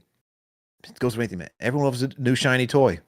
Everyone loves the new shiny toy. Of course, yeah. And so, like, you get the Pistons, like, they haven't done this in a while. Kate Cunningham is having his I'm arriving party, right? And it's like, let's all be Pistons fans now. Look, they did this to the Grizzlies, man. Now the Grizzlies can't catch enough heat. You know, this is how it goes in the NBA. And then when you look at what the Knicks have and the talent that they have, it's always like this. And if there's one thing I'll say, as much as I miss New York and I would love to be back in New York, living out here, I can tell you something in the Beantown. Celtics fans do the same damn thing, man. I'm talking to Celtics fans. They were worried about the Orlando Magic before going into game 1. Okay, these guys say, we play with our food too much. They always play down to the competition. The same conversations we're having, the Celtics fans have been having for years. All right, so if you want any solace with this, is not just us, and that we're not the only ones going through this experience. That's why you all got to tune into Game of the Week preview, man. That's why we bring on guests. That's why we get perspectives from other fan bases and see how they're going through it, right? So I brought Omari on for game 1. I'm saying, hey, the Pistons are reminding me of a Knicks team when they played the Hawks. Right? Yeah. Like, that's kind of how it is. And so that's all I got to say on the matter, man. Yeah. It's look. Did you just Pressure- call Jalen Brunson Trae Young? Is that what you No. just did? No, Is that He's what you calling- sounds like? he's That calling sounds like. I'm Julius. calling the Pistons, bro. I'm calling the Pistons No. like the Oh, Hawks. He's calling Jalen the Pistons. Julius. Oh, yeah, right. Jalen Randall is what I got in the chat today. Nah. Okay, you're calling them the Hawks. Got it. We ain't there yet. No. All right, Yeah, Al, man. let's run through these calls rapid fire. Al, who we got next, man? Who we got next? Oh man, we got a lot of calls, bro. We Yeah. got a lot of calls. So Ring let's them get out. to Well, let's we got get to say Zach. Yeah, go Sayquizzy. Go ahead. Sayquizzy. Y'all can hear me? Yeah, Yes, let sir. it play. Rapid fire. Let's go. Beautiful win. To me, I thought this was like a must win after like game 2 of like all the like Cat didn't take a shot, Brunson holding the ball. So I thought tonight we was gonna see aggressive Cat, we was gonna see Brunson pass, we was gonna see OG. I thought they was gonna be on the 8 game tonight, and that's what they did. I thought Cat set the tone, gave Thompson a bloody nose. I love to see that. And then he came out hitting some threes, being aggressive. He had like 11 points early, so they did that quick. But I'm gonna give my claps to Bridges, hand clap for Bridges, because everybody throwing heat at him. He finally had a good game. He finally had a good game. Yeah. Yeah. He even got rebounds. He made his shots, the open shots. He was being aggressive, and he even played good defense on K. Like if OG would be tired and they'd switch or whatever, I thought he did a good job on Cade. And thank God we made it safe out of the third quarter. Because I ain't gonna lie, I was kind of nervous getting to that third quarter. I'm like, yo, the Knicks always find a way to blow a lead. Even though we did, but we still kept the lead. Like we never went down when we had to come back. I think we went up 10 after the third, so that was a good thing. I thought Tobias had a good game. He put his 76ers jersey back on. I love to see that. 5 points. And this should be the same game plan for game 4, ball movement. Like CP said, like this is something they could learn from. Like I think that game 2 was kind of like a good thing because even though that was probably like our worst game, we were still in that game. Like I felt like the Knicks is just beating themselves and they just need to like step their game up like today. If they play the same way, it should be I won't say a cakewalk, but we should win. But that's all I really got to say. Sayquizzy, always appreciate you, fam. Sayquizzy on the Discord. Shout out to Sayquizzy, man. Let's Five. go to 5. Yeah. Yeah, man. Let's go to Knicks. Mike in Michigan. I don't know if this guy's an ops, man. I don't know if he's the You ops, trying man. again? All right, Mike. Nah, Mike's our guy. Nah, Mike, he's a long time Okay. caller. All right, man. All right, because I see Mike in Michigan. I know Detroit's in Michigan, man. You know. I always. I always don't say know, that man. when But they Mike, play if the- you're there, man. Yeah, he's usually good. Mike, you there? Okay, Mike going once. Okay. Muted the mic. Yeah, muted his mic. Okay, so Mike, drop out of the Discord and jump back in. It should work after that. We'll get back to you. I know Mike in Michigan. He's a good caller, but his Discord's just not working right now. So we'll get back to him. Shout out to Mike in Michigan. Okay, let's go to Adam. Adam TYF. How you feeling? I'm feeling good about this one, bro. I mean, bro, I was at a college event while Vulcan score, and bro, I was really nervous. I was really nervous when we got to the close games, bro. Like to the what? When it was getting to fourth quarter, I thought the Knicks were actually getting bullied for once, just like they always do. They're always the Knicks that we know, bro. But it's good. But well, I didn't really watch most of the game because I was at an event. Oh, okay. All right. Well, But- no. Well, listen, man. I mean, appreciate the call, man. I mean, listen, it's an up and down game, just like the playoffs, just like any playoff game is, right? So, I mean, it's a game of runs. But the Knicks got the job done. So, shout out to Jalen and Bodega. He had 61 points combined between the two All Stars. 4 out of 5 Knicks in double figures, and look, they got the job done, man. Appreciate the call, Adam. Call back anytime. Shout out to Adam. Okay. Who else we got here, Al? NYC Jason. Go ahead and unmute your mic. Hey, CP, it's Jason. How are you? Good. How you doing, man? Doing really well, thanks. Just a couple points, rapid fire. Sure. Play Mitch more. He's got to get more minutes. Mitchie! Yeah, I'm not going to harsh on Thank you. Tibbs. We got the Point blank. win. Yeah. Got to play Mitch more. I think the starters were in from like 5 minutes in the second to 3.5 minutes in the third. Yeah. No, well, It's you know what? bizarre. I thought JB got a lot of rest in the second quarter. JB definitely got a lot of rest in the second quarter. Yeah, until he came in the end. Yes, he did. He did. He was in the run, but Yeah. He was in foul trouble early. That's why. Right. Yeah. But it was also interesting to see, like, how would they generate offense without him? And those are the opportunities where I'm like, man, Karl, go grab the damn ball or throw Mikal in there. Like, I don't like those minutes without the second unit should be running with either Karl, Bridges, or Brunson. And if Karl's out there, demand the damn ball. If Bridges is out there, run some plays for Bridges. And the one other point, CP and guys, you know, who was the last great Knicks coach? Pat Jeff Riley? Van Gundy, sir. Van Gundy? Woodson. Wait, what about Woody, man? Wait. Woody was good. Yeah, Woody was good. Woody was good. Shout out to Woodson. He's a friend of the program. Yeah. I only rep Van Gundy really because have they is give like- him a lot of credit for turning around the Clippers, man.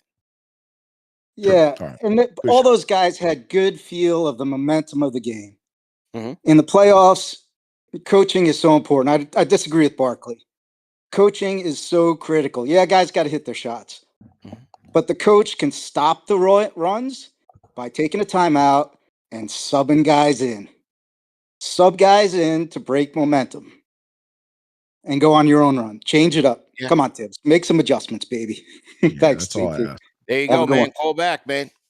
Yeah, Jason, man, you coming on Sunday? We had Sunday, man. Ainsworth, man, 12 o'clock actually. Oh, I'm in San Francisco. I can fly. You go, boy, I'm NYC waiting for the Jason on the Warriors party Discord, man. next year. I thought you was around the way, man. No. I'm from the Rock, from West Nyack, but living in San Francisco. No doubt. Warriors Salute to you, next man. year. Yes, Party yes, next yes. Next time, Thanks, yeah, man. next Thanks year for putting me on. we'll have everybody together for the Warriors game. All right. Shout out NYC Jason Take care. on the Discord, Al. Daniel, just go to full box to me, man. Yo, make sure you guys are getting your playoff merch against all odds. Yes, sir. You see the hoodie there, against all odds, man. And Al and CK, I'll be sending you guys your merch this weekend. I just picked it up this week, actually. But shout out to everybody who's been purchasing, man. Everybody should be getting theirs. The autographed frame, the autographed prints as well, the snaps and the stickers, man. So shout out to everybody that came to the watch party. The Against All Odds merch is now on sale and available. So make sure you're getting yours at KnicksFanTV.com or shop.KnicksFanTV.com. Shout out to Triple M. He got his. Triple M came through to the watch party. Shout out to Greg Armstrong. He was at the watch party. Salute to Cedro. Salute to Ty. Salute to Kenny. Who else? The watch party was lit. We had a good time, man. A lot of people came through. But shout out to everybody that pulled up to the watch party. Who else just copped their merch just now? Henry Mowak just copped his Against All Odds merch. So shout out to Henry. This one's going to Grand Junction. Oh man, I can't. I'll put that man's address out there. I shouldn't have put that out there. All right. Shout out to Henry. Salute to Roman. Why don't you stop reading for a second, man? Because you might be ruining gifts at this point again. You might be ruining some gifts.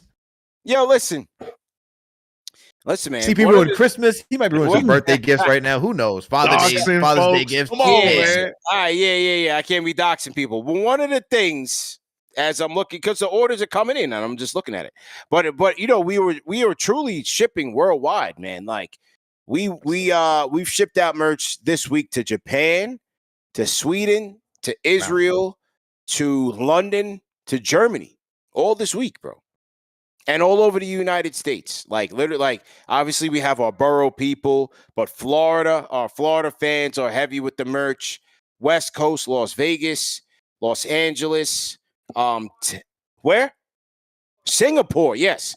We did. Wifey's in the background. She's chiming in. Singapore, yeah. We sent the merch out to Singapore. So shout out to everybody that's Knicks Nation is worldwide, man. So we're gonna do like a whole like world map, you know. Just highlighting where all the merch is being sent to once this is all said and done, man. But make sure you guys are getting your merch at KnicksFanTV.com. Rally towels as well. Those go really well when you're watching the game and you're rooting the Knicks on. You know, I had my rally towel rocking. Okay, I like that. I like that Underdog fantasy logo you got there. Yeah, shout out to Daniel, man. He's a super producer. You know, he's very active as we do this here. So shout out to Daniel. An artist. Yes. An artist. All right, Yeah. couple more before we wrap. Let's go to. Okay. All right, who else? Oh, more merch came in. Who else? This order is from. I'm not gonna say the name because you guys don't want me to put them on blast. But this order. Yeah, we won't put him on blast like that. He's just gonna read the full address. Don't worry. No, I'll tell you what. Oh, right. He's this guy, but this guy's a regular. He's a KFTV diehard with 7 merch orders. But it's going to Brooklyn. Shout out to Brooklyn. This is his 7th order. He just copped the hoodie, same one I'm rocking, size large. Shout out to my guy John Houston, man. Salute to you. See, you ain't gotta put size out there too, bro. Because you know what I mean. You know what I'm saying? So Hey, shout out to XL, like chill. Yeah, about to say sizes all from small all the way up, Right. You know, yeah. Shout out to Michael in Texas with a quadruple XL. All right, you know what I'm saying? Like, Hey, listen, man. We shout out everybody. All right, man. A little more rapid fire before we wrap. Big Bando, go ahead. I'll mute your mic. Big Bando. Yo, salute, fellas. What's going on? How you feel, man? I'm feeling great, man. Quick things, man. I love the adjustments we made early on. JB making sure, getting the team involved. Big props to Cat, killing it all game, making sure he left his mark on this game. And then the closer, Captain Clutch, does what he does and close it on out. I'll be there game 4 with my OG jersey on. I'm making a travel up there, so I'm ready. Let's get it. Let's go. Make sure you call with the stadium report, man. We need the stadium report. Big Bando. Got you, fellas, man. Salute. Let's go. Knicks in 5, baby. Yes, sir. Big Bando on the check-in. Eden, go ahead and unmute your mic. Eden. Yo. Salute. Yo, how you feeling, man? Rapid fire. Let's go. Feeling great, man. Feeling great. Last time I came on this call, man, I think it was around like November, and I was speaking to Stephon Marbury and with you guys too. One thing when we had a terrible week, lost couple road games, we was losing to Boston. I said, hey, when we come back in April, don't be worried. And I want to throw shots at the arrogant people and the mad people in the chat talking about we should fire Tibbs. Jalen Brunson did a bad job. Man, I don't want to hear stuff like that because today he stepped up. Everybody on the team stepped up. I like how the way Cal was moving the ball, how he was getting a lot of shots up, and we was getting a bunch of threes up like that as well. And also, man, this Pistons team, I was starting to like them at first because they brought some type of physicality. I'm really not liking them, man. They're just, they're just a little too scrappy, flopping. Dennis Schroeder, I'm starting not to like Dennis Schroeder. And Paul Reed, he thinks he's a tough guy. He's not a stopper. He can't stop Cat. He can't stop Paul Reed. Paul Reed thinks he's a gangster. I checked where he was from. He was on the good city of Florida. Man, he's a softie. You really tried to test my guy Mitchie tonight, man. That was good comedy. That was good humor. It was good. Unfazed. Yeah. Unfazed. He ain't a stopper, man. He ain't a stopper. But hey, the job's not finished. We still gotta go pay attention to game 4 on Sunday. Yeah. So let's get it, man. Knicks in 5. You already know. Eden on the Discord. All right, Augie, go ahead. Rapid fire. Go ahead. Oh, y'all got me up on there? Oh, what's up, fellas? How you doing? You gotta turn down your TV, Star. Oh, hold on, brother, man. I wasn't expecting y'all to get me. What the hell? Yeah, you bumped yourself into the house, so unmuted. Go ahead. You hear me? My man said I wasn't expecting you to be. He had his whole thing on mute. Go ahead, Augie. Go ahead. All right, y'all. How y'all do first, man? Great game, man. Real quick. Yeah. Man, how you doing, CP, Alex, and my other brother over there? CK, yes. We're doing well, sir. How are you?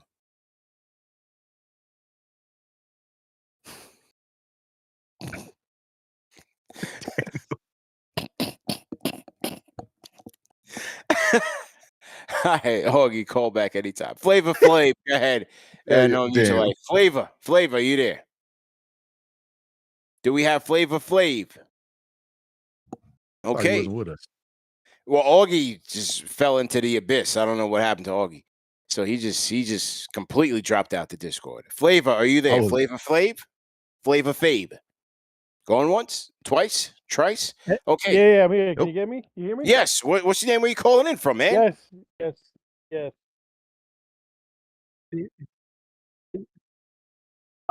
you hear me? Yes, sir. What's your name? Where you calling in from, sir? Yeah. Yes. Can you hear me? Yes. Fabe. Got Yes. me? Yeah, I'm here. Yes. What's your name? Where you calling in from, man? Oh, sorry. There's like an echo. Like it goes like there's like a delay. Okay, sorry about that. Just go ahead. Rapid fire with your take on the game. Go ahead. I'm calling in. I'm from New York.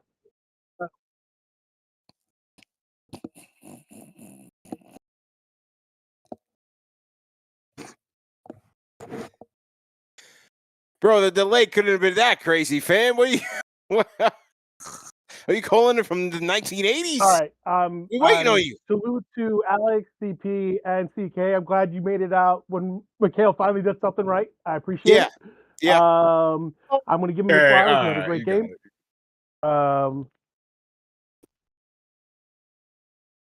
Oh man, yo, Flavor, if if you're listening from your TV, you can't do that. We got to drop you off the call, man. You're calling it from like 1985, and we in the future. You got to get with it on the Discord, man. I don't know how he's listening. It sounds like he's listening from the TV, so everything is super duper delayed. But hopefully, I'm wrong, Flavor. You can call back anytime, though. Call back anytime. Cody Glock, go ahead and close this out. Cody. Yo, I'm in the place. Can y'all hear me? Yes, sir. Yes, sir. Yo, man. Shout out Manscaped, man. Yeah. I have 0 turnovers because of Manscaped, man. Yeah. I take care of my ball profusely with the utmost friction in my mixture. No testimonials. Listen, B. Yo, off the bat, we starting like this. Look, let me tell you something about Mitchie. You see Mitchie? Yeah. One thing about Mitchie, he ain't no snitchy. Nah. You see Mitch? Mitch getting gritty in Detroit. He's playing the pick and roll defense beautiful. When I see him in OG Garden in the pick and roll action, my confidence is through the roof on whatever side they on. You see Mitch now? Pushing, shoving, standing up for the squadron. Paul Reed, you butt. Calm down. We about to turn your TV off for the second year in a row, clown. You a clown. What's wrong with you? Yeah. Yo, what I would love to see more is dishes on the pick and roll. I don't get jealous of other teams at all. But when I see Cade finding Durant on them rolls, I be hating sometimes. Because on a couple of plays in the third quarter when JB and Mitch were in pick and roll action constantly, Mitch was open a couple of times and Brunson decided all of those times to take it upon himself. And I know Mitchie doesn't have the greatest catching hands. Yeah. But that man, get that man some touches, B. He fighting for the team. He getting a tech for the team, B. He needs some get back. When you see Paul Reed getting his increments and Mitchie can't even throw a punch back on offense, but it worked. So hey, I don't care. Yo, on another note, tonight I'm proud of Mikal Bridges, bro. For a fact, I'm proud of Mikal Bridges. I seen a different side of him tonight. Pause. No puff. No puff. My favorite part of the night. You ain't is making a band. Yeah, no, we ain't making a band. Yeah, we don't talk to Dylon. Yo, look, my favorite part of the night is when he was at the free throw line saying, F out of here, Timmy Senior. First you got the Garden Faithful booing Malik Beasley outside Broadway while boarding the bus, talking crazy to him in front of his mom. Now tonight we got Big Timmy. We got Big Timmy catching a piece of the action from Kale at the free throw line. It's a green light. Even the family could get it when it comes to New York, B. Yeah. It's getting active out there, B. And Kale was here for it.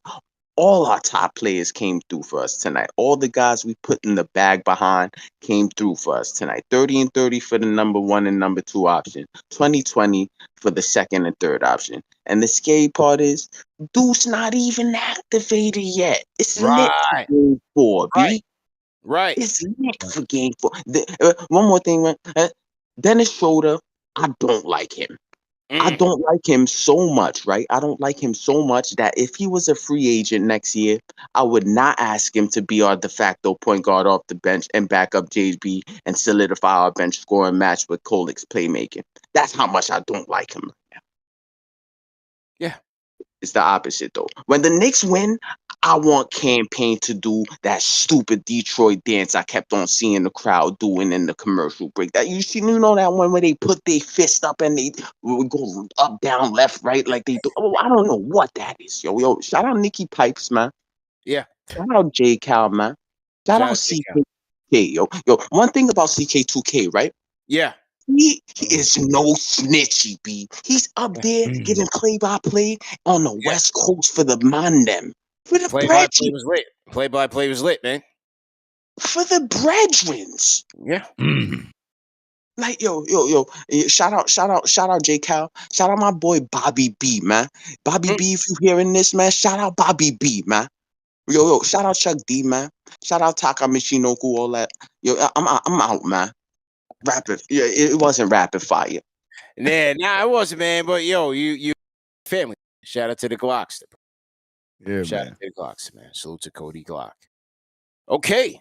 All right. Hey, man, great show. Before I wrap, let me salute one more sponsor of the show, man. Shout out to our sponsor over at LinkedIn. Shout out to LinkedIn, man. And for those of you that are small business owners like myself, hey, you don't have the luxury of clocking out early. Sometimes, man, listen, your business is on your mind 24/7. So when you're hiring, you need a partner that grinds just as hard as you do. And that hiring partner is LinkedIn Jobs. So for a lot of you small business owners and you guys are looking for a lot of talent, there's a big talent pool out there. Make sure that you are checking out LinkedIn Jobs, because when you clock out, LinkedIn clocks in. LinkedIn makes it easy to post your job for free, to share it with your network, and to get qualified candidates that you can manage all in one place. Now, listen, here at KnicksFanTV, nothing's ever easy, but in terms of finding talent, a lot of talent comes to us, but sometimes we got to go out there and find some as well. So I can give you guys an example in terms of, you guys remember KnicksFanTV Dave. Well, KnicksFanTV Dave joined the team through me posting on LinkedIn Jobs. And so I posted the job description on LinkedIn. We needed someone with social media experience, somebody with audio visual experience, somebody who can operate a camera, editing, so on and so forth. And so we put it through the process, and LinkedIn was able to send us a lot of qualified candidates. And it's a very intuitive process, very simple and easy to use. And then once we got all the resumes in, we sifted through, and then we set up the interviews. And that's how we got, for a lot of you guys who remember him, KnicksFanTV Dave, who came through and he helped us get to a really big spot here at KnicksFanTV, and ultimately moved on to ESPN. So shout out to KnicksFanTV Dave for joining us. But I'm just using that as an example in terms of how LinkedIn Jobs can help you find the right candidate for you. And based on LinkedIn data, man, 72% of small and medium-sized businesses using LinkedIn say that LinkedIn helps them find high-quality candidates. So make sure that you guys are tapped in there, because over 2.5 million small businesses use LinkedIn for hiring today. So find your next great hire on LinkedIn. Post your job for free at linkedin.com/KFTV. That's linkedin.com/KFTV to post your job for free. Terms and conditions apply. All right. So shout out to our guys over there at LinkedIn. Salute to those guys, man. Shout out to KFTV Dave, man. OG. Yeah, man. Shout out to KFTV Dave, man. Definitely doing the damn thing. All right. Great show, fellas. Any last CP,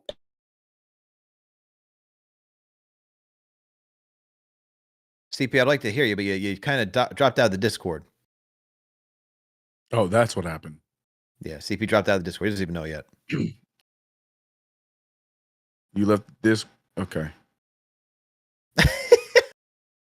Ryan Morgan, I guess. Can't they hear him?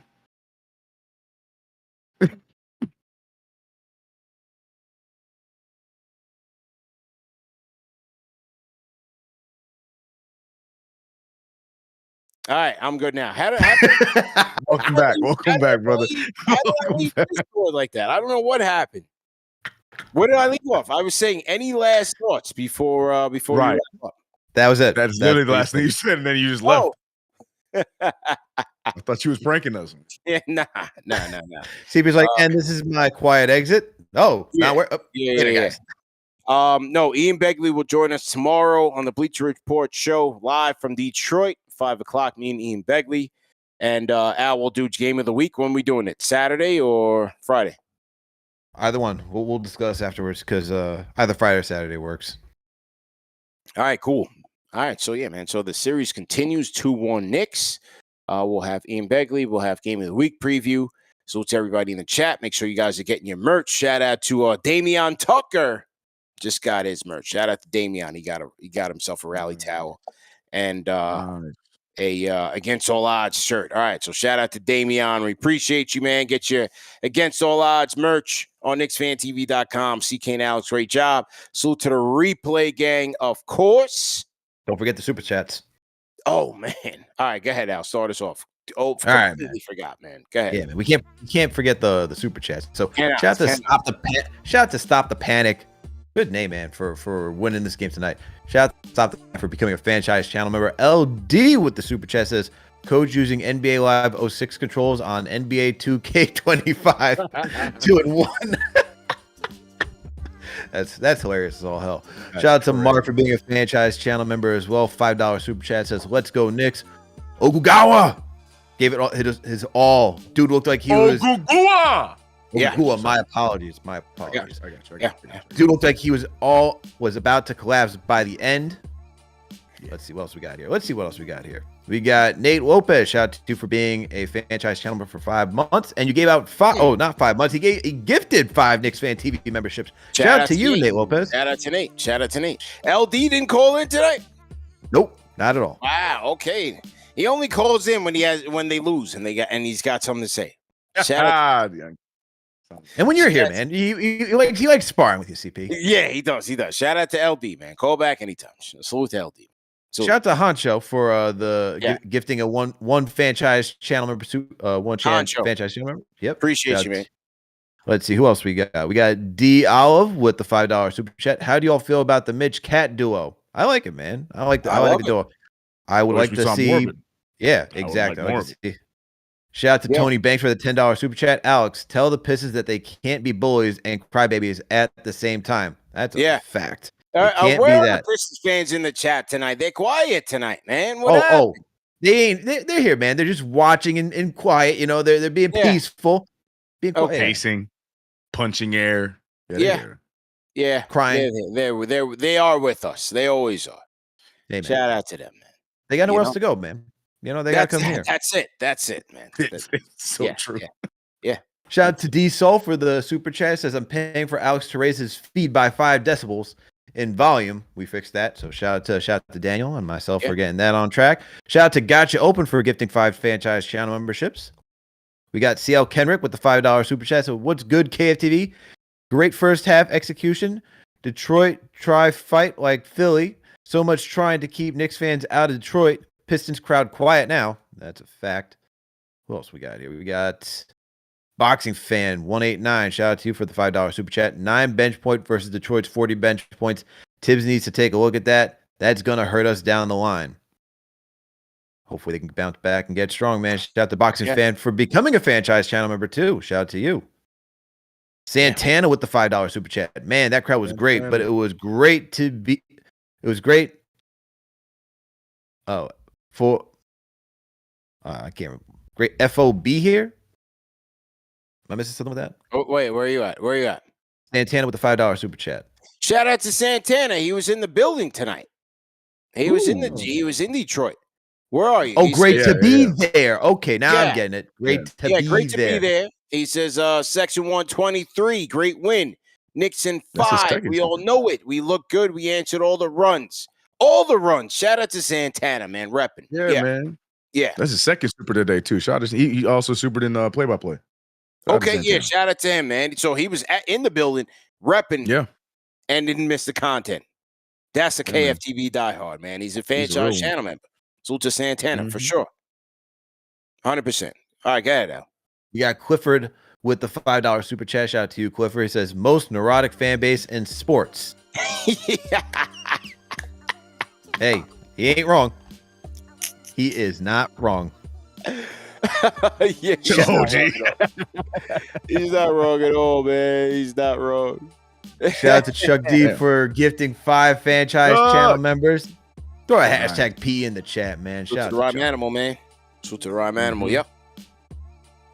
We got Elaine Vasquez in here with the $5 super chat. It says the captain got the superstar treatment of a heel superstar. He did. Let's go Knicks. It's part of the evolution, man. I love it. You know, I definitely love to see it, man. Yeah, Then we a lot of got respect there. Kane Marco.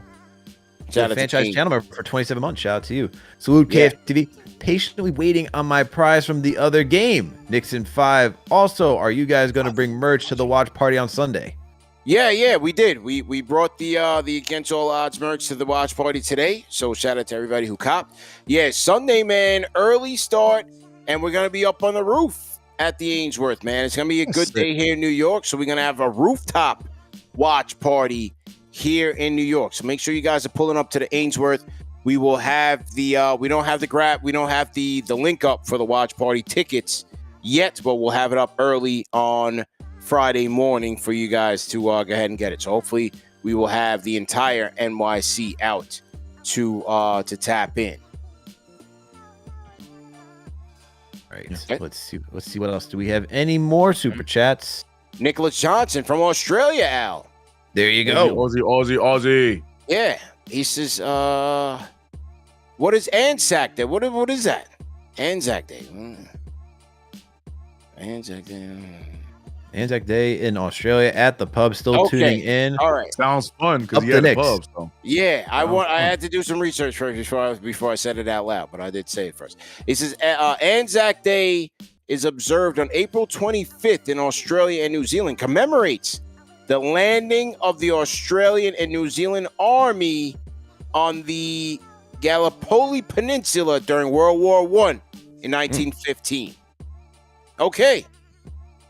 It's a day of remembrance for all Australians and New Zealanders who served and died in all those wars and conflicts and peacekeeping operations. So happy Anzac Day to everybody in the land down under, Australia and New Zealand, Alan CK, man. We got a lot of fans over there. So he says he's at the pub. He's getting it popping right now. He's getting it in. Right now, it should be 12 noon over there. Okay, so he's day drinking. He's getting a little power early. Love that. All right. Hopefully watching the replay game. Yeah, hopefully. Nicholas, salute to you, man. A $31 Australian super chat. Salute to Nicholas, man. Okay. All right, there we go, man. Anything else, Al? We good? No, we're good. All right, man. Yeah, salute to Replay Gang, man. Late night. Salute to Replay Gang. Remember that these shows are available in audio podcast format. No reason to miss it. Salute to our sponsors of the night, Underdog Fantasy. Salute to Skims. Salute to Morgan & Morgan. And also, shout out to LinkedIn. All right, so make sure you guys support our sponsors, because when you support our sponsors, you support us. And that's how we keep this thing going as the #1 show for the fans, by the fans. Make sure you guys check out that podcast we did with Antonio Daniels. You know, even though it's game 3, man, that was a great show. A lot of the fans really tapped into that. So make sure you guys do that, and I'm sure we can bring him back later on in the series as well. All right. So Alan CK, great job. Daniel, great job. Gamba Tyler, great job. TM as well. Chuck D, and we out of here, man. CK. KFTV, #1 show for the fans, by the fans, man. We out of here. Peace. Shout out to Kane Marco with another super chat. $10 super chat. At the Knicks in 5, that's all. American Run. Shout out to Kane. We out of here, man. Peace.